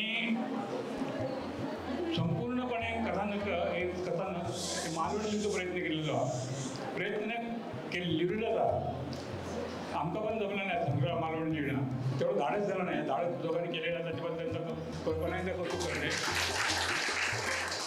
कारण संपूर्ण मालवणी लिहिणं हे अवघड असतात आणि त्यात वाचण्याचं आणखी उघड, त्यात ते लोकांना समजणं आणखी उघड असतात. अशा पद्धतीने प्रयत्न करणं तो बरोबर कौतुकास्पद गोष्ट असतात. त्याचा प्रकाश सरवणकरांचं डबल धाडस केलेलं, त्यांचे विषय पण धाडसे असतात. तो कथा वाचले तर कोणत्या मनात ठेवतो ऐकूसमोर कसं बोलतात हो. तो खरा वाटायचं नाही घेऊ. पहिले जे कथा मराठी लिहिली असतानी म्हाताऱ्या माणसं लिहिलं असं कोणा वाटायचा नाही. आता तरुण पण लिहिलेले असेल हो, आता बघायचं होतं त्याच्या इतके डिटेल होता नाही. सरवणकरांचं लेखन मी बऱ्याच दिवसापासून वाचते फेसबुकवरती. आता प्रत्यक्ष कालप्रकार पण वाचले. पण सरवणकरांनी आणखी गडबड करून ठेवल्याने मला नातीकडून बोलावून घेऊन लागला. मी त्यांना पुस्तक देऊ सांगले होते, म्हटलं तुमच्या पुस्तकात बोलत तर अगोदर पुस्तकांना मला द्यावा. तेव्हा ते घरात घेऊन येले. मी आपलं जो नेहमीच पान झोपून वाचत होते तर नात मका ओरडून दिले, हो का बघताच पापा म्हणतो मग आता उलटं पुस्तक वाचतात बघा तरी म्हटलं उलटं नाही पुस्तक पण त्या सगळ्यात समजावून सांगत लागले हे असं आणि हे असा त्या उलट सुलट करून ठेवले. आमच्या म्हाताऱ्यांची वाटी करून टाकली. ते कल्पना चांगली आहे, कठीणच नाही, आधुनिक कल्पना आहे. तर सरवणकरांचं लेखन करतो आणि मुळात कल्पना आपल्याला काही दिली. पौर्णिमेचं पण सगळ्यांचं वाचता येईल ग्रंथ. वेळ मिळत तसं वाचते, सगळं वाचते असं नाही, पण वेळ मिळत तसं वाचते. कारण आधी वाचते म्हणून सांगायचं आणि मग परत बघू गेलं काय तर मिळतच नाही आमच्याकडे. तर परत ते तावड्यांका विचारले, नवीन तावड्यांका म्हटलं बा परत त्या काही माणसाचं नाव कळलं तर कसं काढतात. मग ते म्हटलं मी तुमचं उद्या ते शिकवते. तर बघूया आता शिकवणी वेळ मिळतं का बघूया सांगा. नवीन तावडे दिले तर ते मग शिकवतील का कसा पोहोचला. तर फेसबुकवर वाचतं एवढंच माहिती आहे, लिहूचं एवढंच माहिती, बाकी काय मागचा पुढचा काढतं का माहिती नाही. हे जे लेखक फेसबुकवर जे लेखक असतात त्यातले सरवणकर, राजेश राणे, नितीन राणे, रचना परब येऊन वाटतात. पण हे लोक यांचं लेखन मी पहिल्यापासून वाचत होते आणि त्या त्यांना यांनी सांगितले उल्लेख केल्याने किंवा त्यांना घरी बोलले, म्हटलं यांचा कौतुक करूया आणि त्यांच्याबद्दल चौकशी करून त्यांना अधिक काय मार्गदर्शन वगैरे असतात की काय असतात तर ते करूया. यायचे पण त्यांना घरात बोलवले आणि ते आवर्जून लिहिले. म्हणजे आम्ही 4 जाऊन कवर हे 8 जागा घेऊन दिले. मला जरा बरं वाटलं, कारण माझ्या घरात पण लोक येते, घरात माणसं गेली का मग बरं वाटतं. चाय पण तुझा प्रश्न येत नाही, त्यामुळे माणसं गेली बोलली की मला बरं वाटतं. अजून नको येतं आम्ही घरात येऊन सांगते मी त्यांना. तर माझून टाईमपास होता, त्यांचं टाईमपास होता. आता सरवणकरांच्या कथांचं बोलायचं म्हणजे मालवणी कथा मी पहिल्यांदा वाचले त्यांच्यावर आणि त्याच्यात त्यांचे विषय जे निवडलेले ते लहानपणी आम्ही पण ते अनुभवले. त्यामुळे पुनर्प्रत्यय लिहिलो आमचा कथा वाचताना एवढे चांगले लिहिले की त्यांचा खरं म्हणजे याच्यापूर्वी त्यांचं पुस्तक एवढा होता तर किती उपयोग केल्याने काय मला माहिती नाही. तर आता ते याच्यापुढे फटाफट पुस्तकं आपल्याला काही करतील त्याच्या मागा कल्पना. त्यानंतर सरवणकरांनी आपल्या काय सामाजिक कार्याबद्दल सांगितलं. मग आता बोलत झालं तर ते थोडं सांगून टाकेल. मी जेव्हा मला माहिती वाटलं तेव्हा मराठी सन्मान झाले पण निवड झाली तेव्हा ह्या धनुष आपला शिवधनुष्य होता तर सरवणकरांनी त्यांच्या मित्रमंडळीने उचलल्याने आणि त्या सरकारने पार करून टाकल्याने आणि त्या सगळ्यात तुम्ही लोक उत्पेज होतात आणि त्या ठिकाणी गर्दीमुळे किती प्रसिद्ध झाली ते अजून मागा आठवतात आणि अजून मागा घाम फुटतं. त्या दिवशी फुटलं नव्हतं कारण ते सगळे AC-20 बंद लागले. त्यांनी काय पण नव्हतं थोडं वाईट मोठं वाढ होतो आणि दुप्पट तिप्पट माणसं गेली. माझ्या घरातली माणसं जेवण गेली ती गर्दी बघून बाहेर हॉटेल जेवण गेली. थोडं आपण नंबर लागा की नाही लागा अशी परिस्थिती निर्माण झालेली होती. तर ही चांगली गोष्ट आहे. आज पण चांगली उपस्थिती पण मिळणं मुश्किल आहे आजच्या काळात. पण आज मालवणी प्रकाशनाचा जो प्रकाशन असतात आणि ते पुस्तक आपल्याला विकत घेऊन लागतं ह्या माहिती असं लोक येईल म्हणजे यामध्ये त्यांचं कौतुक करू काय.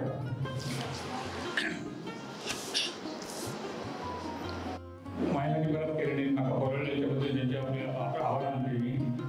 आता पौर्णिमेकडे बोलले पौर्णिमाच्या गोष्टी मी वाचलेली पुस्तक लहान असल्यामुळे फटाफट वाचून झाला.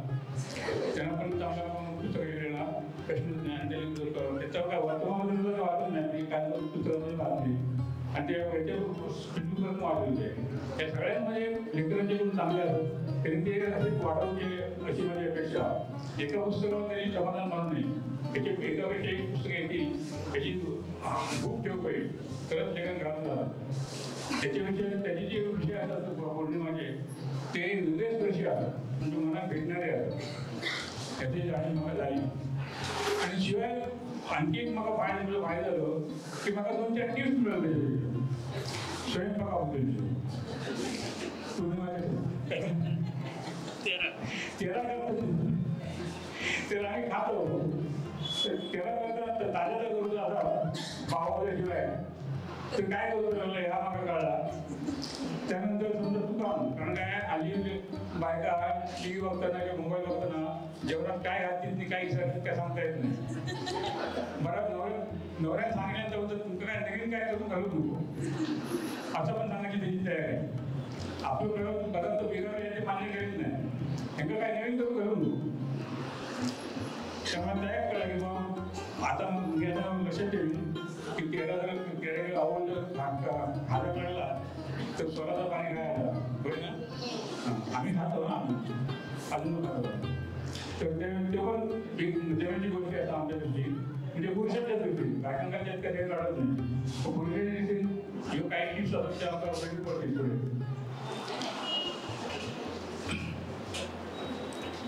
आमच्या काळात अंक वगैरे निघायचे बरेच अंक निघायचे जवळ 50-60 अंक आमच्या काळात निघायचे दर महिन्यात प्रसिद्ध व्हायचे. त्यामुळे अंक लिहून बरोबर चान्स होतो आणि अंकाचं कसं असतं की महाराष्ट्र सगळीकडे जातं त्यामुळे ती दुर्दैवानं आज ती परिस्थिती नाही आहे. लोक वाचून विकत घेऊन वाचून किंवा वाचूनच संस्कृतीत लोक करण्याची अशी परिस्थिती निर्माण झाली आहे. आणि तरी पण लोक आता ह्या फेसबुकवरचं वाचून त्याच्या लिहून होतं त्यामुळे त्यांचं कौतुक करू आहे कर्नाटकांच्या माणसांचा किंवा पूर्णसारख्या माणसांचा कौतुक करू आहे की त्यांनी अजून आपली लेखन सोबत जवळ ठेवण्याचा प्रयत्न केलेला होता.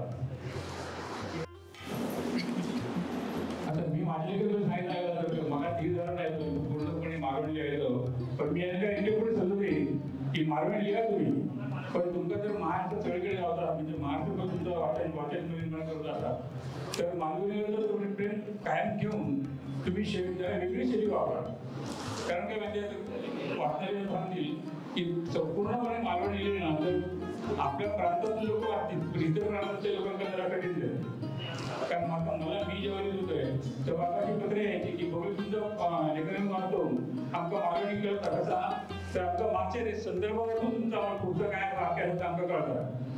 तर याच्या आधी संपूर्ण मालवणीचे लिहिलं की तुका हे करत नाही म्हणजे प्रयत्न चांगलाच असतात पण तुका महाराष्ट्र सगळीकडे तुमचं लेखन वाचून लोकांनी वाचूचा असं वाटत असतं तर तुमची मालवणी सांभाळून ती शैली जरी वेगळी करायची म्हणजे निरेशन प्रतिबद्ध जे असतात तर मराठीत करायचं तुमचे संवाद मालवणी ठेवायचे. माझ्या लेखनात वगैरे तुम्ही त्याच केले माका 30 जण नाही 100% मराठी मालवणी लिहायला तर ते तसं तुम्ही शैली तुम्ही आत्मसात केली तर तुमची महाराष्ट्रावर तुमचे वाचक निर्माण होतील. केवळ फेसबुकवरती नाही इतर ठिकाणी पण तुमचे वाचक वाचतील त्याच्याला समजा कारण भाषा जमली नाही तरी त्या मागच्या जो आपला संदर्भ असतात त्याच्यावरून त्यांना पुढचं काय बोललं असतात त्या कळतात. त्यामुळे याच्याकडे लक्ष द्यावा. याच्यापुढे तुमचा आणखी पण लिहूचं असेल तर ही शैली जरा थोडीशी बदला. मालवणी टाकून द्या असं म्हणत नाही मालवणी होईल आपली भाषा स्वाभिमान होईल आपण मागं मला असता मी अजून काही संधी मिळाल तर मालवणीतच बोलते म्हणजे कोण संधी मिळते म्हणजे का गावाला भेटले तर मागे कोण बोलतं तर अशी आजून संधी चालू मागं घेतोय संधीच्या काय म्हटलं आपण सगळं काय कळलं माहिती नाही पण म्हटलं आपण मालवणीचं काढून मांडून बोलूया. तर ही जरा लक्षात ठेवा की तुमचं महाराष्ट्र पातळीवर जाता तर शैली निरेशन मराठी आणि संवाद मालवणी ठेवून तुमच्या कथा काय तुमचं तर कथा काय मांडा त्यात काय प्रश्न नाही. कुठल्याही कथा कसं माझ्या तर 7 कादंबरी मालवणी पार्श्वभूमी राहतात मालवणीत नाही मालवणी पार्श्वभूमी होते त्यांचे संवाद सगळे मालवणी आहेत आणि त्या महाराष्ट्रातून बोलतात त्यांना पुरस्कार पण मिळाले कारण ते सर्व दूरपर्यंत ते वाचला गेला. तर सर्वदूर चालतं असताना थोडीशी मुरड करूया आपली भाषा सांभाळून तिला मुरड करून प्रयत्न केला नाही. याच कथा परत तुमच्या लिहून आपली नजर तुम्ही लिहून बघा तर निरचन मराठीत आणखी शब्द मराठी की बरेच लोक आहेत ज्याच्यावर शंका नाही. कारण फेसबुकवर काय शब्द मराठी लोक असतात तसं पण नाही, आपल्या ग्रुपवर असतात मराठी, तर इतर पण लोक वाचणारे असतात, त्यांच्यापर्यंत कळावं आहे. त्याचा तुम्ही घेऊन का उपयोग नाही ना, सगळ्यांना कळावं आहे. त्याच्यासाठी जो पगार वापरला तर मी म्हणते की माझं सल्ला आता की तुम्ही वापरतो म्हणून, तर तुमची आणखी पुस्तकं निघतील त्याच्यापेक्षा. तेव्हा आता आणखी काय बोला झालेलं आहे आणि कथानकाबद्दल आणि कथानक सांगण्यात दिला तर तमका परत वाचू नाही. वाचताना जे होतं अक्षरांची उत्सुकता आला ठेव पाहिजे. त्याच्यानंतर नाते कोणी इकडे घेऊन नाही, मी जे कथा सांगत असेल सगळ्यांचे तर कोणी इकडे घेऊन नाही. त्याप्रमाणे ते कथा इकडे घेऊन वाचत पुस्तक इकडे घेऊन वाचण्यात जो आनंद असा फुकून घेऊन वाचत नाही. पहिला ठेवा ते माझं पण पुस्तक ठेवले म्हणून सांगत नाही, सगळ्यांची पुस्तकं तुम्ही विकत घेऊन वाचा असं सगळं असा. तेव्हा या दोघांचे पुन्हा एकदा कौतुक असेच लिहित राहा. आमच्या वाचून मिळालं आणि मोठे राहा. धन्यवाद. त्यांनी छोट्या छोट्या टिप्स दिल्या त्या सगळ्यांनी आवर्जून लक्षात ठेवाव्या आणि सरांच्या प्रत्येक मनोगताच्या प्रत्येक शब्दामध्ये जे मागणी होतं ते त्यांचं अतिशय हृदयाच्या तळापासून आलेलं होतं हे लक्षात येत होतं. आणि सिंधुदुर्ग प्रतिष्ठानच्या वतीने आज प्रकाशित झालेली आमची 2 पुस्तकं यांना शुभेच्छा या दोन्ही मान्यवरांच्या आपल्याला लाभलेल्या आहेत. एकदा कृतज्ञतापूर्वक आपण त्यांना टाळ्यांनी प्रतिसाद देऊया. आजच्या कार्यक्रमामध्ये बृहन्मुंबई महानगरपालिकेचे माजी शिक्षणाधिकारी आदरणीय डॉक्टर JR केलुस्कर सर आपणात उपस्थित आहेत. मी सरांना विनंती करते बोगले सरांनी त्यांना पुष्पगुच्छ देऊन त्यांचं स्वागत करावं. केलुस्कर सर.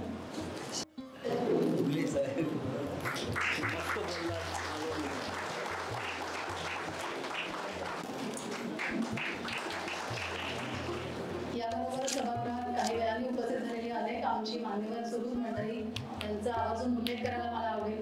आता नितीन साळुंखे सरांनी उल्लेख केलेले दळवी सर जे वकील आहेत आणि मालवणी भाषेच्या प्रेमाखातर ते आजच्या कार्यक्रमाशी तसा संबंध नसताना सुद्धा ओढून आलेले आहेत. त्यांचे आम्ही मनपूर्वक आभार मानतो. त्याबरोबर आमचे सिंधुदुर्ग प्रतिष्ठानचे फेसबुक आणि व्हॉट्सअपच्या माध्यमातून जोडलेले आमचे असंख्य सहकारी, ज्यामध्ये आता आदरणीय त्यांचे ज्येष्ठ नाटकच म्हणावे लागतील आदरणीय विजय मुंगेकर आणि सुप्रिया मुंगेकर यांचे सुद्धा मला आशीर्वाद लाभतात. आपण त्यांचे टाळ्या वाजवून त्यांना आभार मानतात.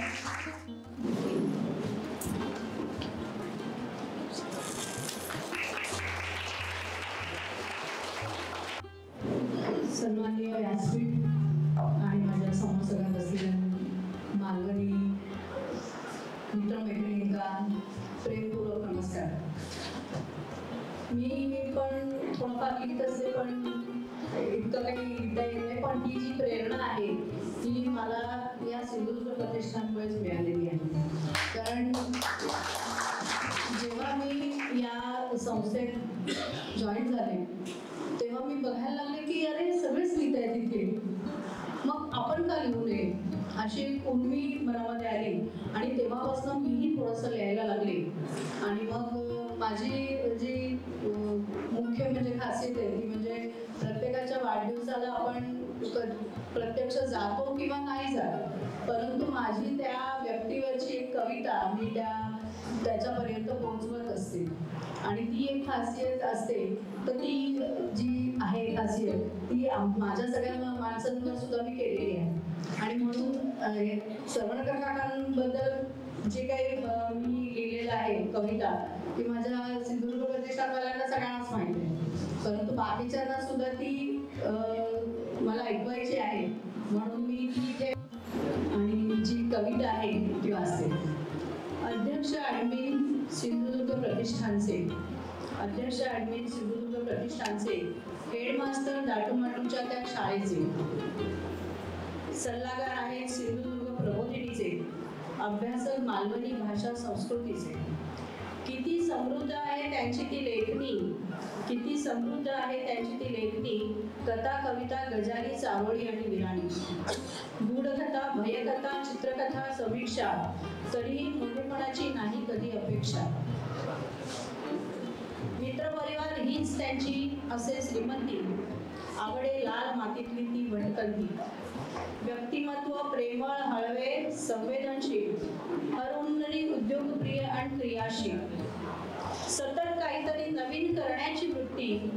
आनंदाने स्वीकारली स्वेच्छा निवृत्ती. कुटुंबाची चिंता काळजी असे मनी, नाती सांभाळली न्याय योग्य देवनी. आपपर भाव कधी नाही त्यांच्या ठाई, स्वतःचे दुःख आतल्या आत ठेवूनी, दुसऱ्यांचे दुःख लाविते ते परतवली. पैशाचाही कधी विचार नसतो मैत्री पुढे, कर्णाचे दातृत्वही इथे फिके पडे. स्त्री मनाचे दुःख त्यांना अचूक उपजे, स्त्री मनाचे दुःख त्यांना अचूक उपजे, स्त्रीचा आदर सन्मान वाणीतून समजे. म्हणूनच किती गोड मैत्री त्यांच्या लहान थोर, अगदी कोणत्याही वयाच्या, गर्व नसे त्यांना कोणत्याही गोष्टीचा. हाच स्थायीभाव त्यांच्या जगण्याचा, साधी राहणे आणि उच्च विचारसरणी, दिल दोस्ती दुनियादारी सदैव ती म्हणी. असेच राहा आयुष्यभर हीच इच्छा, वाढदिवसाच्या पुन्हा एकदा लाख लाख शुभेच्छा. आणि ही तर कविता चालत नाही, नुसता हिरा असून चालत नाही, त्याला कोंदणही असावे लागतील. कोळशाच्या खाणीत नाही तर कोळसा होऊन राहावे लागतील. असे म्हणणारे सिंधुदुर्ग प्रतिष्ठानचे अध्यक्ष, सिंधुदुर्ग प्रबोधिनीचे अभ्यासक, एक मालवणी लेखक, कवी, मालवणी गजाली, रहस्यकथा, गूढकथा लिहिणारे लाल मातीतील एक हळव्या मनाचे प्रेमळ व्यक्तिमत्व म्हणजे सिंधुदुर्ग जिल्ह्यातील वाणिवडे पावणाई या गावचे सुपुत्र श्री प्रकाश श्रीधर सरवणकर. आई वडील शिक्षक, त्यामुळे हुशारी, तल्लख बुद्धी ही त्यांच्या रक्तातच आहे. आई वडिलांचा शिक्षकी पेशा, त्यामुळे विश्वासी बिराड. 4-5 भावंडे, त्यामुळे परिस्थिती पण तशी बेताचीच. त्यातच वडील लवकर गेले, त्यामुळे संसाराचा गाडा एकट्या आईला ओढावा लागला. खरंच आई या शब्दात किती सामर्थ्य असते ते त्या माऊलीकडे पाहिल्यावर कळते. अशा नंतर श्रीधर सरवणकर एक कणखर आणि करारी नेतृत्व.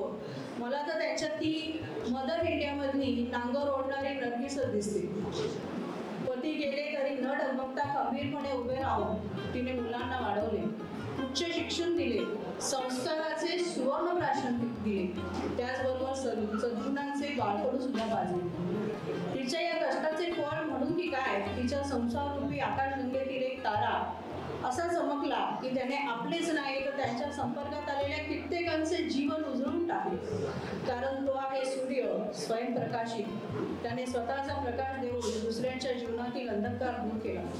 एवढेच नाही तर आपल्या आईचा वारसा पुढे चालवत आपल्या कुटुंबाला आधार दिला. छोटी मोठी नोकरी करून त्यानंतर महानगर टेलिफोन निगममध्ये रुजू होऊन ऑफिसर या पदापर्यंत मजल मारली. त्यांनी स्वतःची स्वप्ने पूर्ण करता करता इतरांचीही स्वप्न पूर्ण केली. भावंडे, त्यांची मुले त्यांना हात दिला. केवळ नातेवाईक नाही पण मित्रमैत्रिणींना सुद्धा त्यांनी जीवाला जीव दिला. मी तर म्हणेन दिल दोस्ती आणि दुनियादारी काय असते ती त्यांच्याकडून शिकावी. तरुण आबाल वृद्ध सगळ्यांची त्यांची मैत्री, सगळ्यांची तेवढेच प्रेमाने वागणे, कुठेही अपपर भाव नाही की भेदभाव नाही. स्त्रियांचा आदर करणे हा त्यांच्या व्यक्तिमत्वाचा एक विशेष पैलू. त्यामुळे या हिऱ्याने स्वतःचे कोंदण स्वतःच तयार केले. त्याच्या कर्तृत्वाने स्वतः पैलू काढले असेच म्हणावे लागेल. देणाऱ्याने देत जावे, घेणाऱ्याने घेत जावे, पण घेता घेता देणाऱ्याचे हात घ्यावे. जसा यांनी तो कर्णाचा हात घेतला असावा, म्हणून मदतीसाठी तो हात नेहमी पुढे असतो. समाजाचे आपण काहीतरी देणे लागतो याची जाणीव त्यांच्या मनामध्ये होती आणि या जाणीवेतून त्यांनी सामाजिक बांधिलकी जपत सुरुवातीला माझा सिंधुदुर्ग या संस्थेत काही काम केले. पण आपण स्वतः काहीतरी आपल्या जिल्ह्यासाठी, सिंधुदुर्ग जिल्ह्यासाठी, आपल्या मालवणी माणसांसाठी काहीतरी करावे ही उर्मी काही त्यांना गप्प बसू देत नव्हती आणि म्हणून त्यांनी सिंधुदुर्ग प्रतिष्ठानची स्थापना केली. माणसात त्यांचे एक वेगळे स्थान आहे. दूरदूरपर्यंत त्यांच्या नावाचा प्रकाश पसरलेला आहे. अभिनय, लेखन, वक्तृत्व या सगळ्या कला आत्मसात करून आपल्या विचारांचे सोनं त्यांनी लुटले. अनेक प्रतिथयश लेखक, कलाकार त्यांच्या मित्र यादीत आहेत. जणू माणसे जोडणारा, माणसांना एकत्र बांधून ठेवणारा हा किमयागारच. नुकताच म्हणजे 8 जानेवारीला त्यांचा 60वा वाढदिवस झाला. हे वय खरे तर निवृत्तीचं, पण त्यांच्यासाठी तो नियम लागू होत नाही. सतत उत्साही चिरतरुण असणारे हे व्यक्तिमत्व आणि आज त्यांच्या पहिल्या गझलेतील माणसे या पुस्तकाचं प्रकाशन म्हणजे त्यांच्या या पुढील आयुष्याचं हे पहिलं पान आहे. अजून कितीतरी पानं लिहायची आहेत आणि कितीतरी असे सोहळे व्हायचे आहेत. आजचा हा प्रकाशनाचा सोहळा सिंधुदुर्ग प्रतिष्ठानच्या हितचिंतक आणि विद्याविकास शाळेच्या सर्वेसर्वा सो मेघा मॅडम परब यांच्या सौजन्याने पार पडत आहे आणि त्यांचा आम्हाला सगळ्यांना सार्थ अभिमान आहे. या सोहळ्यासाठी प्रमुख पाहुणे म्हणून आमच्याच मातीतले प्रतिथयश मालवणी लेखक प्रभाकरजी बोबले आणि मुंबईच्या इतिहासाचे गाडे अभ्यासक अज्ञात मुंबई या पुस्तकाचे लेखक नितीनजी साळुंके ही 2 दिग्गज मंडळी आम्हाला लाभली. त्यामुळे हा मी तर म्हणेन युग कांचन युग आहे. त्यामुळे आम्ही सगळेच हर्षमणी झालेलो आहोत. आम्हाला तर आकाश टेंगणे झालेलं आहे. पण या सगळ्या यशाची खरी भागीदार अजून एक व्यक्ती आहे आणि ती म्हणजे प्रकाश काकांची सहचारिणी सौ प्राजक्ता प्रकाश सरवणकर. प्रत्येक यशस्वी पुरुषाच्या मागे एक स्त्री असते असं म्हणतात. ती म्हणजे श्री प्राजक्ता काकी. आपल्या पतीच्या बरोबरीने टेलिफोन निगममध्ये नोकरी करून खांद्याला खांदा लावून त्यांनी त्यांची साथ दिली, कुटुंब सांभाळलं, सगळ्यांना आपलंसं केलं. माझ्यासारख्या परक्या माणसांना सुद्धा प्रेम दिलं. आपल्यातला आईपणा आतल्यात दाबून मुलाला परदेशी पाठवलं, त्याच्या पंखांना बळ दिलं. अशी जवळजवळ 32-33 वर्ष त्यांच्या दोघांच्या सहवासात अनेक ऊन पाऊस झेलत या संसारूपी नावेला त्यांनी इथपर्यंत आणलं. त्यांच्यासाठी तर आजचा दिवस खासच आहे आणि आपल्या सगळ्यांसाठी सुद्धा आजचा दिवस म्हणजे सोनियाचा दिवस असाच आहे. आमची दुसरी लेखिका पूर्णिमा मोराजकर हिच्याही गजालगाथाने पुस्तकाचं आज प्रकाशन. तिची नाळ लाल मातीशी जोडलेली आहे आणि अशा आमच्या या दोन्ही लोकांचं मनपूर्वक अभिनंदन करते आणि पुढील वाटचालीसाठी हार्दिक शुभेच्छा देते. जय हिंद, जय महाराष्ट्र. नमस्कार मंडळी. सिंधुदुर्ग प्रतिष्ठान मुंबई या मुंबईचा कार्यक्रम आहे. सर्व लोक असतात आपल्या गावातले सिंधुदुर्गातले. ह्याचे जे अध्यक्ष ते तिकडे कोपऱ्यात बसलेले आहेत. माझे स्नेही आहेत ते प्रकाश सरवणकर सर. आजच्या या कार्यक्रमाचे जे अध्यक्ष आपल्याला लाभलेले आहेत ती फार मोठी व्यक्ती आपल्याला मिळालेली आहे. ते म्हणजे आपले जे प्रभाकर भोगले सर जे आहेत ना, त्यांचं अस्सल मालवणीतून ते जे बोलत होते म्हणजे तसेच त्या ठिकाणी त्यांच्या लिखाणाची भाषा किंवा त्यांची त्या ठिकाणी प्रतिमा आणि आपल्या लाल मातीशी जुळलेली नाळ जी आहे ती त्यातून व्यक्त होत होती. आणि त्याने अतिशय मोलाचा सल्ला दिलाय बघा. तो मोलाचा सल्ला काय दिलेला आहे ते असं म्हणाले की लेखकांना सगळ्यात तुम्हाला आम्हाला असे लेखन करणाऱ्यांना सर्वांना त्यांनी एक चांगला मोलाचा सल्ला दिलेला आहे. ते म्हणाले मालवणीतून लिहा. आपली बोलीभाषा मालवणी आहे तर मालवणीतून आपण आपल्या गावची भाषा म्हणून आपण लिहिणारच आहोत. परंतु हे मालवणी भाषेचं त्या ठिकाणी जे आहे सौंदर्य ते सौंदर्य अधिक फुलवण्यासाठी ज्यावेळी आपण कथा लिहितो त्या कथेला कुठेतरी याची झालरची प्रमाण भाषेची झालर आहे की मी संपूर्ण महाराष्ट्रामध्ये किंवा मराठी माणसाला तिथपर्यंत जाऊन पोहोचली पाहिजे. आणि यासाठी त्याला थोडंसं प्रमाण भाषेचं जर त्या ठिकाणी जो गोडवा दिला आणि जे त्या ठिकाणी संवाद जे आहे की मी आताच त्या ठिकाणी मुंबईहून गावी गेलो होतो. आता मिरगाचं त्या ठिकाणी दिवस सुरू झाले होते. अतिशय ढग आभाळ असे ढग भरून आलेले होते आणि एवढ्यात कोणतरी ओरडला की काय तो मन्या काय करतोस. आणि मग मन्याचे जे काही संवाद येतील पुढे ते संवाद जर पर्टिक्युलर मालवणी भाषेतच जे आहे या किरडू आला असा ना, आता किरडू आला असा ना म्हटल्याबरोबर इथे त्या ठिकाणी अनेक वाचकांना विचार करावा लागतो आणि ती एक लिंक मिळते. कारण हा माणूस मुंबईहून गावी गेला आहे, गावचं वातावरण असं आहे, एक आभाळ भरलेलं ढग आहे आणि असं त्या ठिकाणी असं काळोख भरून आलेलं आहे. अशा प्रकारचं त्या ठिकाणी कल्पकता जर केली आपण तर त्याची रोचकता जी आहे ती रोचकता फार म्हणजे रसिकल. आज आपण म्हणतो वाचन संस्कृती कमी झालेली आहे. साहेबांनी सांगितलं, भोगले साहेब मी तुमच्या मताशी सहमत आहे. वाचन संस्कृती कमी झाली पण वाचन संस्कृती कमी होण्याला सुद्धा काही कारणं घडलेली आहे. खरी म्हणजे त्यांनी इंटरनॅशनल आता आपण त्या ठिकाणी जगत आहोत. आपल्याकडे सगळं काही उपलब्ध आहे आपण आत्ताच्या आत्ता कुठल्याही त्या ठिकाणी संदर्भ बघू शकतो. केवढी मोठी सोय गुगलने तयार करून दिलेली आहे. आता अशा प्रकारे त्या ठिकाणी जे आपले प्रकाश जे आहेत ते आमच्या समाजाचा एक ग्रुप आहे. त्या समाजाच्या ग्रुपमध्ये सटकून लिहित असतात एकदम. ते आमचे बबन एरम इथे आहेत, अन्य कोण असतील इथे समजा, तर आम्ही एकत्र त्यावेळी त्या प्रकाशरावांची आणि माझी भेट झाली. प्रकाशराव हे माझ्या खूप जवळचे आहेत हे मला कधी कळलं की त्यांची आणि माझी, मी त्यांच्या प्रेमात पडलो.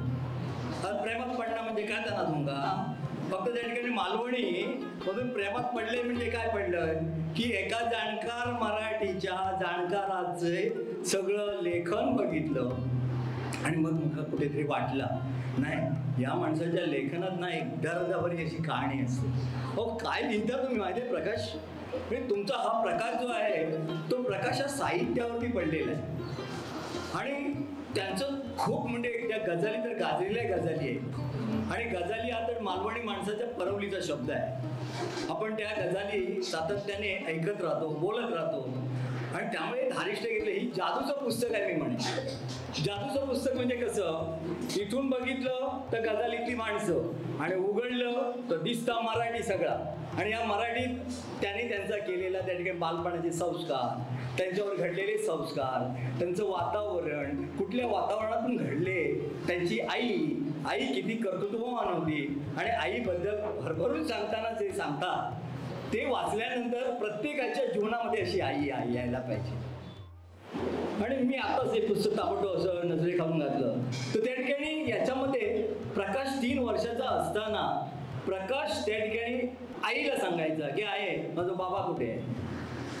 तर त्या आईने घातलेली समजूत जी आहे ना ती समजूत फार महत्वाची आहे. आई शिक्षिका होत्या म्हणजे त्याने अनेक विद्यार्थ्यांना घडवण्याचं काम केलं आणि प्रकाशासारखा एक सुंदर प्रकाश त्या ठिकाणी समाजाला प्रकाश देणारा आहे. मालवणच्या सगळ्या त्या ठिकाणी किंवा महाराष्ट्राला प्रकाश देणारा. आपण मालवणी केलं की संकुचितपणा, तो संकुचितपणा आपण ठेवायचा नाही.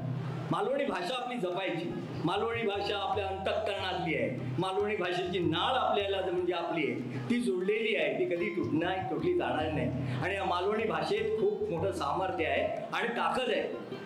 तर त्याच्यामुळे प्रकाशरावांचे जे विचार आहेत, जे साहित्यिक विचार आहेत ते खरं म्हणजे त्या ठिकाणी प्रकाशराव तुम्ही टेलिफोनमधले तुमचा काय संबंध हो इकडे साहित्यात येण्याचा, तुम्ही तर त्या ठिकाणी फोन जोडणी करणार आहे ना. आणि फोन जोडणी करता करता या साहित्याच्या क्षेत्रामध्ये एवढी त्यांना रुची निर्माण झाली तर त्याने त्या नोकरी सुद्धा त्या ठिकाणी विहारेच घेऊन टाकली. वहिनीने सांगितलं प्रकाश सर तुम्हाला काय करायचे ते करा, प्रकाशानं जो प्रकाश घालायचा तो घाला, मी तुमच्या पाठीशी आहे. ते खंबीर पाठीशी असणारी त्यांची सव जी आहे तर त्याच्यामुळेच ते आज इतकी प्रगती करत आहे. दुसरी त्यांची ओळख अशी की माझ्या वर्गातली एक मैत्रीण, आम्ही एकाच वर्गात बसायचो, तर ती मैत्रीण जी आहे ती मैत्रीण म्हणजे यांची वहिनी ती शैलजा कुबल. आणि मग शैलजा कुबल मला जेव्हा भेटायची ती तुझं आडनाव काय तर माका सर्वंटरांकडे दिलेला असं बाबा. म्हणजे आम्ही एका वर्गात होतो त्यांची वहिनी जी आहे ती. आणि त्यावेळी आम्ही बालपणामध्ये आम्ही 3री-4थीमध्ये तर एकत्रच होतो. तर त्याच्यामुळे आमचं म्हणजे खूप बहीण भावाचंच नातं होतं. त्याच्यामुळे ती नंतर मग मला बऱ्याच वर्षांनी भेटल्यानंतर म्हणाली मला सर्वंटरांकडे दिली. तर सर्वंटर कोण, तर नंतर मला आज कळलं की प्रकाशरावांच्या मोठ्या वहिनी आहे. आणि अशी सुसंस्कृत त्या ठिकाणी माझी मैत्रीण प्रकाशरावांच्या कुटुंबात जावं तिने. आणि ती तिचे म्हणजे आता शैलजा कुबल म्हणजे आमच्या तांबलटेकचं फार मोठं प्रतिष्ठान आहे. म्हणजे कुबल घराणं म्हणजे फार मोठं कुबल घराणं म्हणजे तुम्ही टाळ्या म्हणजे तांबलटेकचं असेल तर त्या टाळ्या वाजल्याच असतात या वाक्याला. कारण कसं आहे समाजाची खरी, आमच्या समाजाला खरी दिशा आणि खरा प्रकाश दाखवला असेल ना तर शैलजाच्या वडिलांनी. आणि ते त्या ठिकाणी सरपंच होते म्हणजे संपूर्ण मिळगाव गावातले सरपंच होते. आणि सरपंच असून त्याने समाजाचं त्या ठिकाणी खूप उन्नयन केलेलं आहे. आणि म्हणून ते आमची त्या ठिकाणी खरं म्हणजे ती प्रकाश वाटते. तर हे जादूचं पुस्तक असं म्हणालो की याच्यामध्ये प्रकाशराव एका ठिकाणी गाजालीतली माणसं जी आहेत ती अतिशय चांगले बघा त्या ठिकाणी याच्यावरूनच आपल्याला कळेल ती घुसमट कशी कोकणी माणसांची होते. कामिनी म्हणजे कशा स्वरूपाची आहे ही. वृद्धाश्रम अलीकडे येऊ घातलेला जो आहे तो आपल्या कोकणामध्ये नको तो वृद्धाश्रम किंवा वारस काय बोललेला असी वरीला अंगा म्हणजे तुकारामांचा तो अभंग आणि अभंगाची ती गाथा आणि त्याच्याशी परत मूळ जो त्या ठिकाणी नाळ जी आहे ती नाळ त्या ठिकाणी कोकणी भाषेची किंवा मालवणी कोकणी भाषा वेगळी. देवक काळजी अखेरचा श्वास. आता या सगळ्याच्या कथा ज्या आहेत त्या कथा तरी निव्वळ अशा त्या ठिकाणी पूर्ण प्रमाण भाषेमध्ये अशा त्या ठिकाणी फुलवलेल्या आहेत. म्हणजे असं करण्याची निश्चितपणे एक असं वाटत राहील की हुरूर लागेल की आपण सुद्धा असं काहीतरी अभिनव याच्यामध्ये साहित्यामध्ये करायला पाहिजे. आता ही गझल गाथणं हे पौर्णिमा गावडे मोरजकर. तुमचं त्या ठिकाणी मला वाटतं पहिलाच पुस्तक आहे तुमचं आणि त्याच्यामध्ये तुम्ही लिहिलंय की कुठल्याही लेखकाचं जे पुस्तक असतं ना तिचं बाळ असतं. म्हणजे जर त्या ठिकाणी गझलातली माणसं हे प्रकाशांचं बाळ आहे किंवा हे जे त्यांनी मालवणी भाषेचं जे बाळ आहे ते त्यांचं बाळ जे आहे ते बाळ असतं. म्हणजे लेखकाला तर बाळ असतं ते. त्याचं कारण सांगतो तुम्हाला. आपण जे लहानपणापासून हळूहळू मोठे होतो त्याच्यावर हळूहळू संस्कार होत जातात आणि संस्कार होतात त्याची परिभाषा बदलते. त्याचं त्या ठिकाणी भाषेची केंद्र बदलतात. ती व्यापकता बदलते. त्याचा दृष्टिकोन बदलतो. त्याचं त्या ठिकाणी त्याची गहनता खूप खूप खोल असेही समृद्ध अनुभव घे आपण ज्यावेळी कुठेतरी नवनिर्मिती करतो कुठेतरी क्रिएटिव्हिटी करतो कुठेतरी एक चांगलं काहीतरी निर्माण करण्याचा प्रयत्न करतो. ते चांगलं निर्माण मी केलेलं आहे हे कधी मी सांगू शकतो. माझं एखादं पुस्तक असं आल्यानंतर. पौर्णिमा तुम्हाला किती आनंद होत असेल आज तुमचं हे पुस्तक तुमचं आहे आणि त्यामुळे त्याने ते पौर्णिमेने लिहिले त्याच्यामध्ये. हे माझं पुस्तक म्हणजे मला जसं त्या ठिकाणी एखादं बाळ असावं आपलं तसं हे माझं बाळ वाटतं. खरं आहे. कारण त्याचं कारण असं आहे की त्यांचे जे त्या ठिकाणी विचार आहे की त्यांची जी मालवणीतील जो उमाळो असा जो उमाळो कसो फुटलो असा किंवा त्या ठिकाणी त्यांनी सांगितलेलं आहे की लांबचो पल्लो कसो गाठूचो असा. अतिशय अस्सल मालवणीचे प्रयोग त्यांनी केलेले. अस्सल मालवणी शब्दांचा वापर करणं हे तुमचं कौशल्य आहे आणि मला असं वाटतं तुमची यशस्वीता याच्यामध्ये आहे. हे पुस्तक आवर्जून दोन्ही पुस्तकं घ्यायला पाहिजेत आपण. कारण या पुस्तकामध्ये सुद्धा अस्सल मालवणीपणाचा त्या ठिकाणी काय आदर आहे भक्ती आहे प्रेम आहे जिव्हाळा आहे सगळं काय आहे याच्यामध्ये. आणि म्हणून दोघेही लेखक आणि लेखिका ज्या त्या ठिकाणी पौर्णिमा मोरजकर ज्या आहेत त्या किंवा त्या ठिकाणी प्रकाश सरवणकर जे आहेत ते आपले अस्सल त्या ठिकाणी मातीतले लेखक आहेत. लेखक आणि लेखिका हे दोन आपल्याला आज नवीन याचा अर्थ असा की ते जुनेच आहे.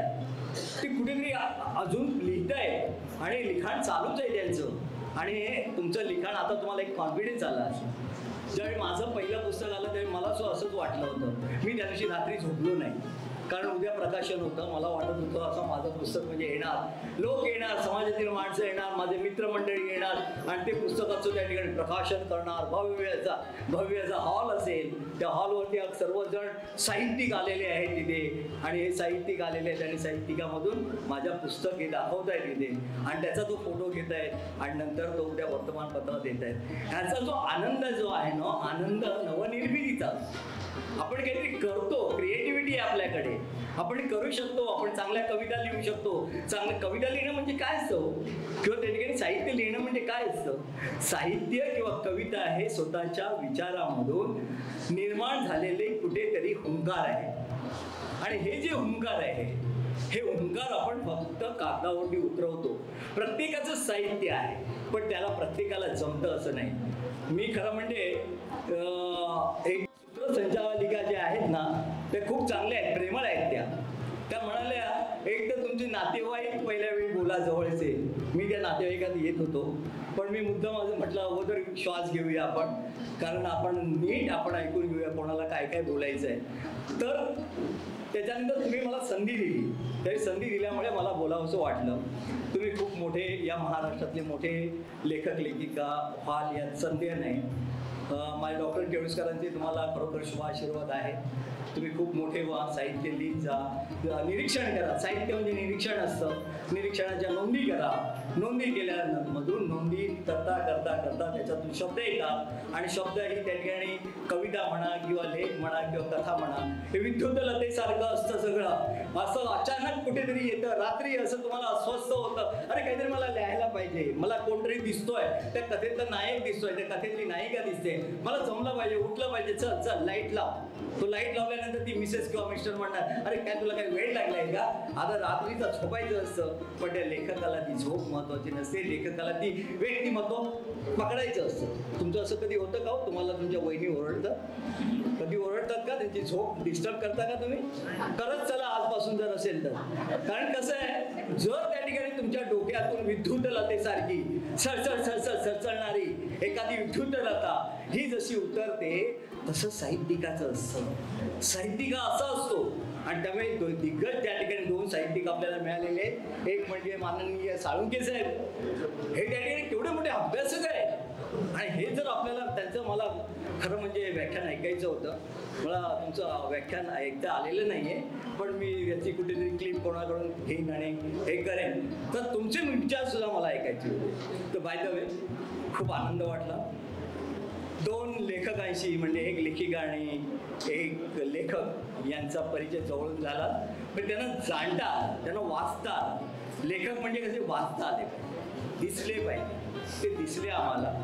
तुम्हाला इथे 2 मिनिटं बोलण्याचा, 2च मिनिटं बोलण्याचा जो त्या ठिकाणी वेळ दिल्याबद्दल मी आभारी आहे. पण एक पहिला कार्यक्रमाचं ते संपलाय आणि मी बोलायला सुरुवात केली. तरी पण सरवणकर आणि आमच्या मोरजकर ताई या दोघांचंही अभिनंदन विशेषत्वानं अशासाठी, इथला जो गजाली हा शब्द आहे ना, तो फार मोठा आहे. प्रत्येकासाठी अशासाठी मोठा आहे, तुम्ही मी किती संवाद साधतो. पारावरचं सोडा, व्हॉट्सअप चॅटिंग हे देखील संवादाचं माध्यम राहिलं नाहीये, ते फॉरवर्डचं माध्यम राहिलं. अशा काळात कोणीतरी मालवणी ही गोष्ट घेऊन तुमच्याशी व्यक्त होते. सरवणकरांचे या सगळ्यातले उपकार आणि आभार अशासाठी आहे की ज्यावेळी अंधार दाटला होता, तेव्हा दाटूमाटूच्या गोष्टीतनं आणि गजालातनं त्यांनी एक मेणबत्ती उभी केली, एक आशेचा किरण होता. या सगळ्याचे आपण सगळे साक्षीदार होतो. गोष्ट सांगणं, कथाकथन करणं आणि तुमच्यापर्यंत ती आपलीच गोष्ट वाटणे, याच्यातली जी भावना असते, तन्मयता असते, ती मालवणी बोलीतनं जपली गेली आहे.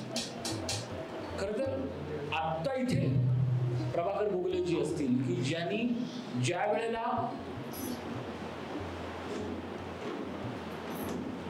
वर्तमानपत्रात, किंवा मालवणी बोलण्याची भाषा आहे, त्याला लिहिण्याची भाषा म्हणून प्रतिष्ठा देणारे जे लेखक आहेत, त्याच्यात भोगले सरांचं नाव आहेच. म्हणजे गेल्लो वैद्यनाथपासून जी एक जो स्टँडर्ड दिला, प्रतिष्ठा दिला, ती आहे.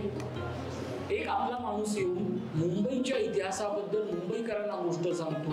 अशा 2 महानुभावांच्या हस्ते आज या सगळ्या गोष्टीचं प्रकाशन होताना मनातला आनंद अशा पद्धतीनं आहे की कोणीतरी आपली गोष्ट सांगतो. पुन्हा पुन्हा तीच गोष्ट सांगण्याची गोष्ट आहे की आपण बोलणं हरवलं.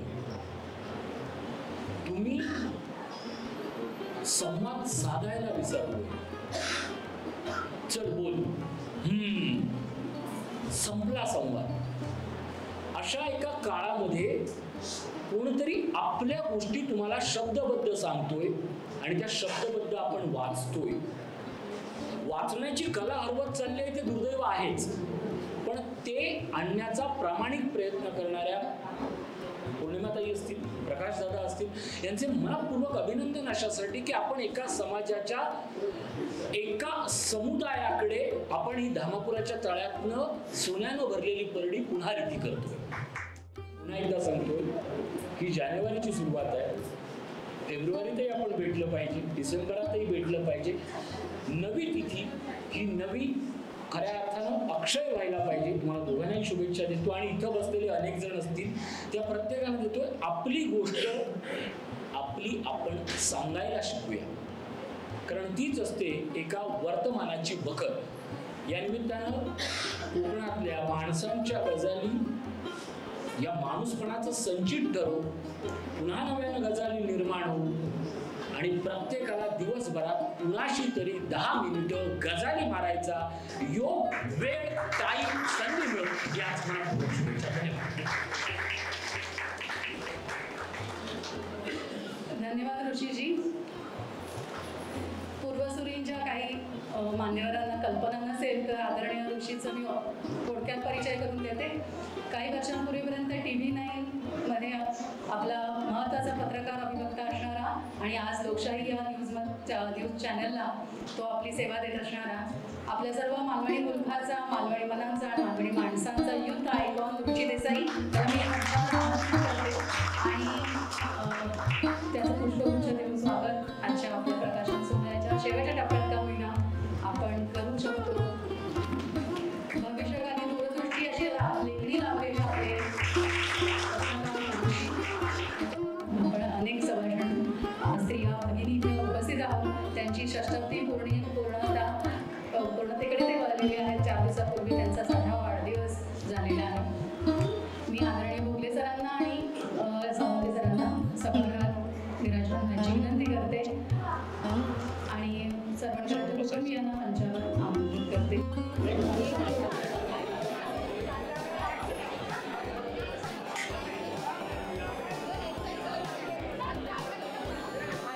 आधी ऑप्शन आहे.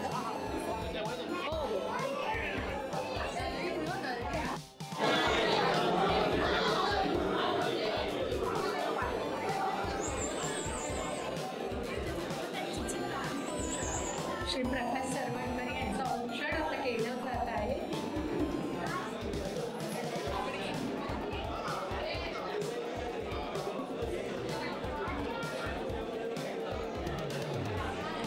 आपले लेखक गजाली माणसं याचे लेखक श्री प्रकाश सरवणकर यांचा नुकताच जो षष्टीचा सोहळा झाला त्याचे आपण सगळेजण एक उपस्थित साक्षीदार असावं या दृष्टिकोनातनं, या इच्छेने, या प्रेरणेने सगळेजण त्यांचं एक अभिष्ट चिंतन करत आहे.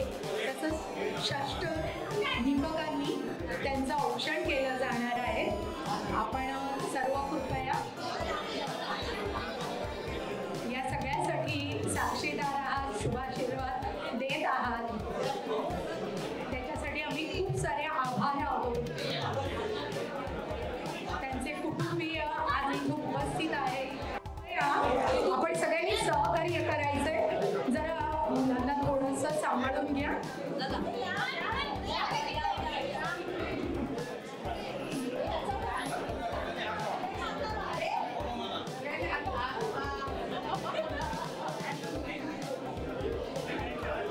या आनंद सोहळ्यात मी एक 4 ओळी आपल्यासाठी 4 ओळी सांगते आहे. माणसं माणसात भेटत, माणसं माणसात भेटत, माणसांका करतात ते गजाली, करतात ते गजाली. सौ पूर्णिमा गावडे आणि श्री प्रकाश सरवणकर यांनी आपणात दाखवली गजालीतली माणुसकी, आपणात दाखवली गजालीतली माणुसकी. मी आपलं सगळ्यांचे खूप आभार मानते आणि आपण सगळ्यांनी इथे खूप शुभाशय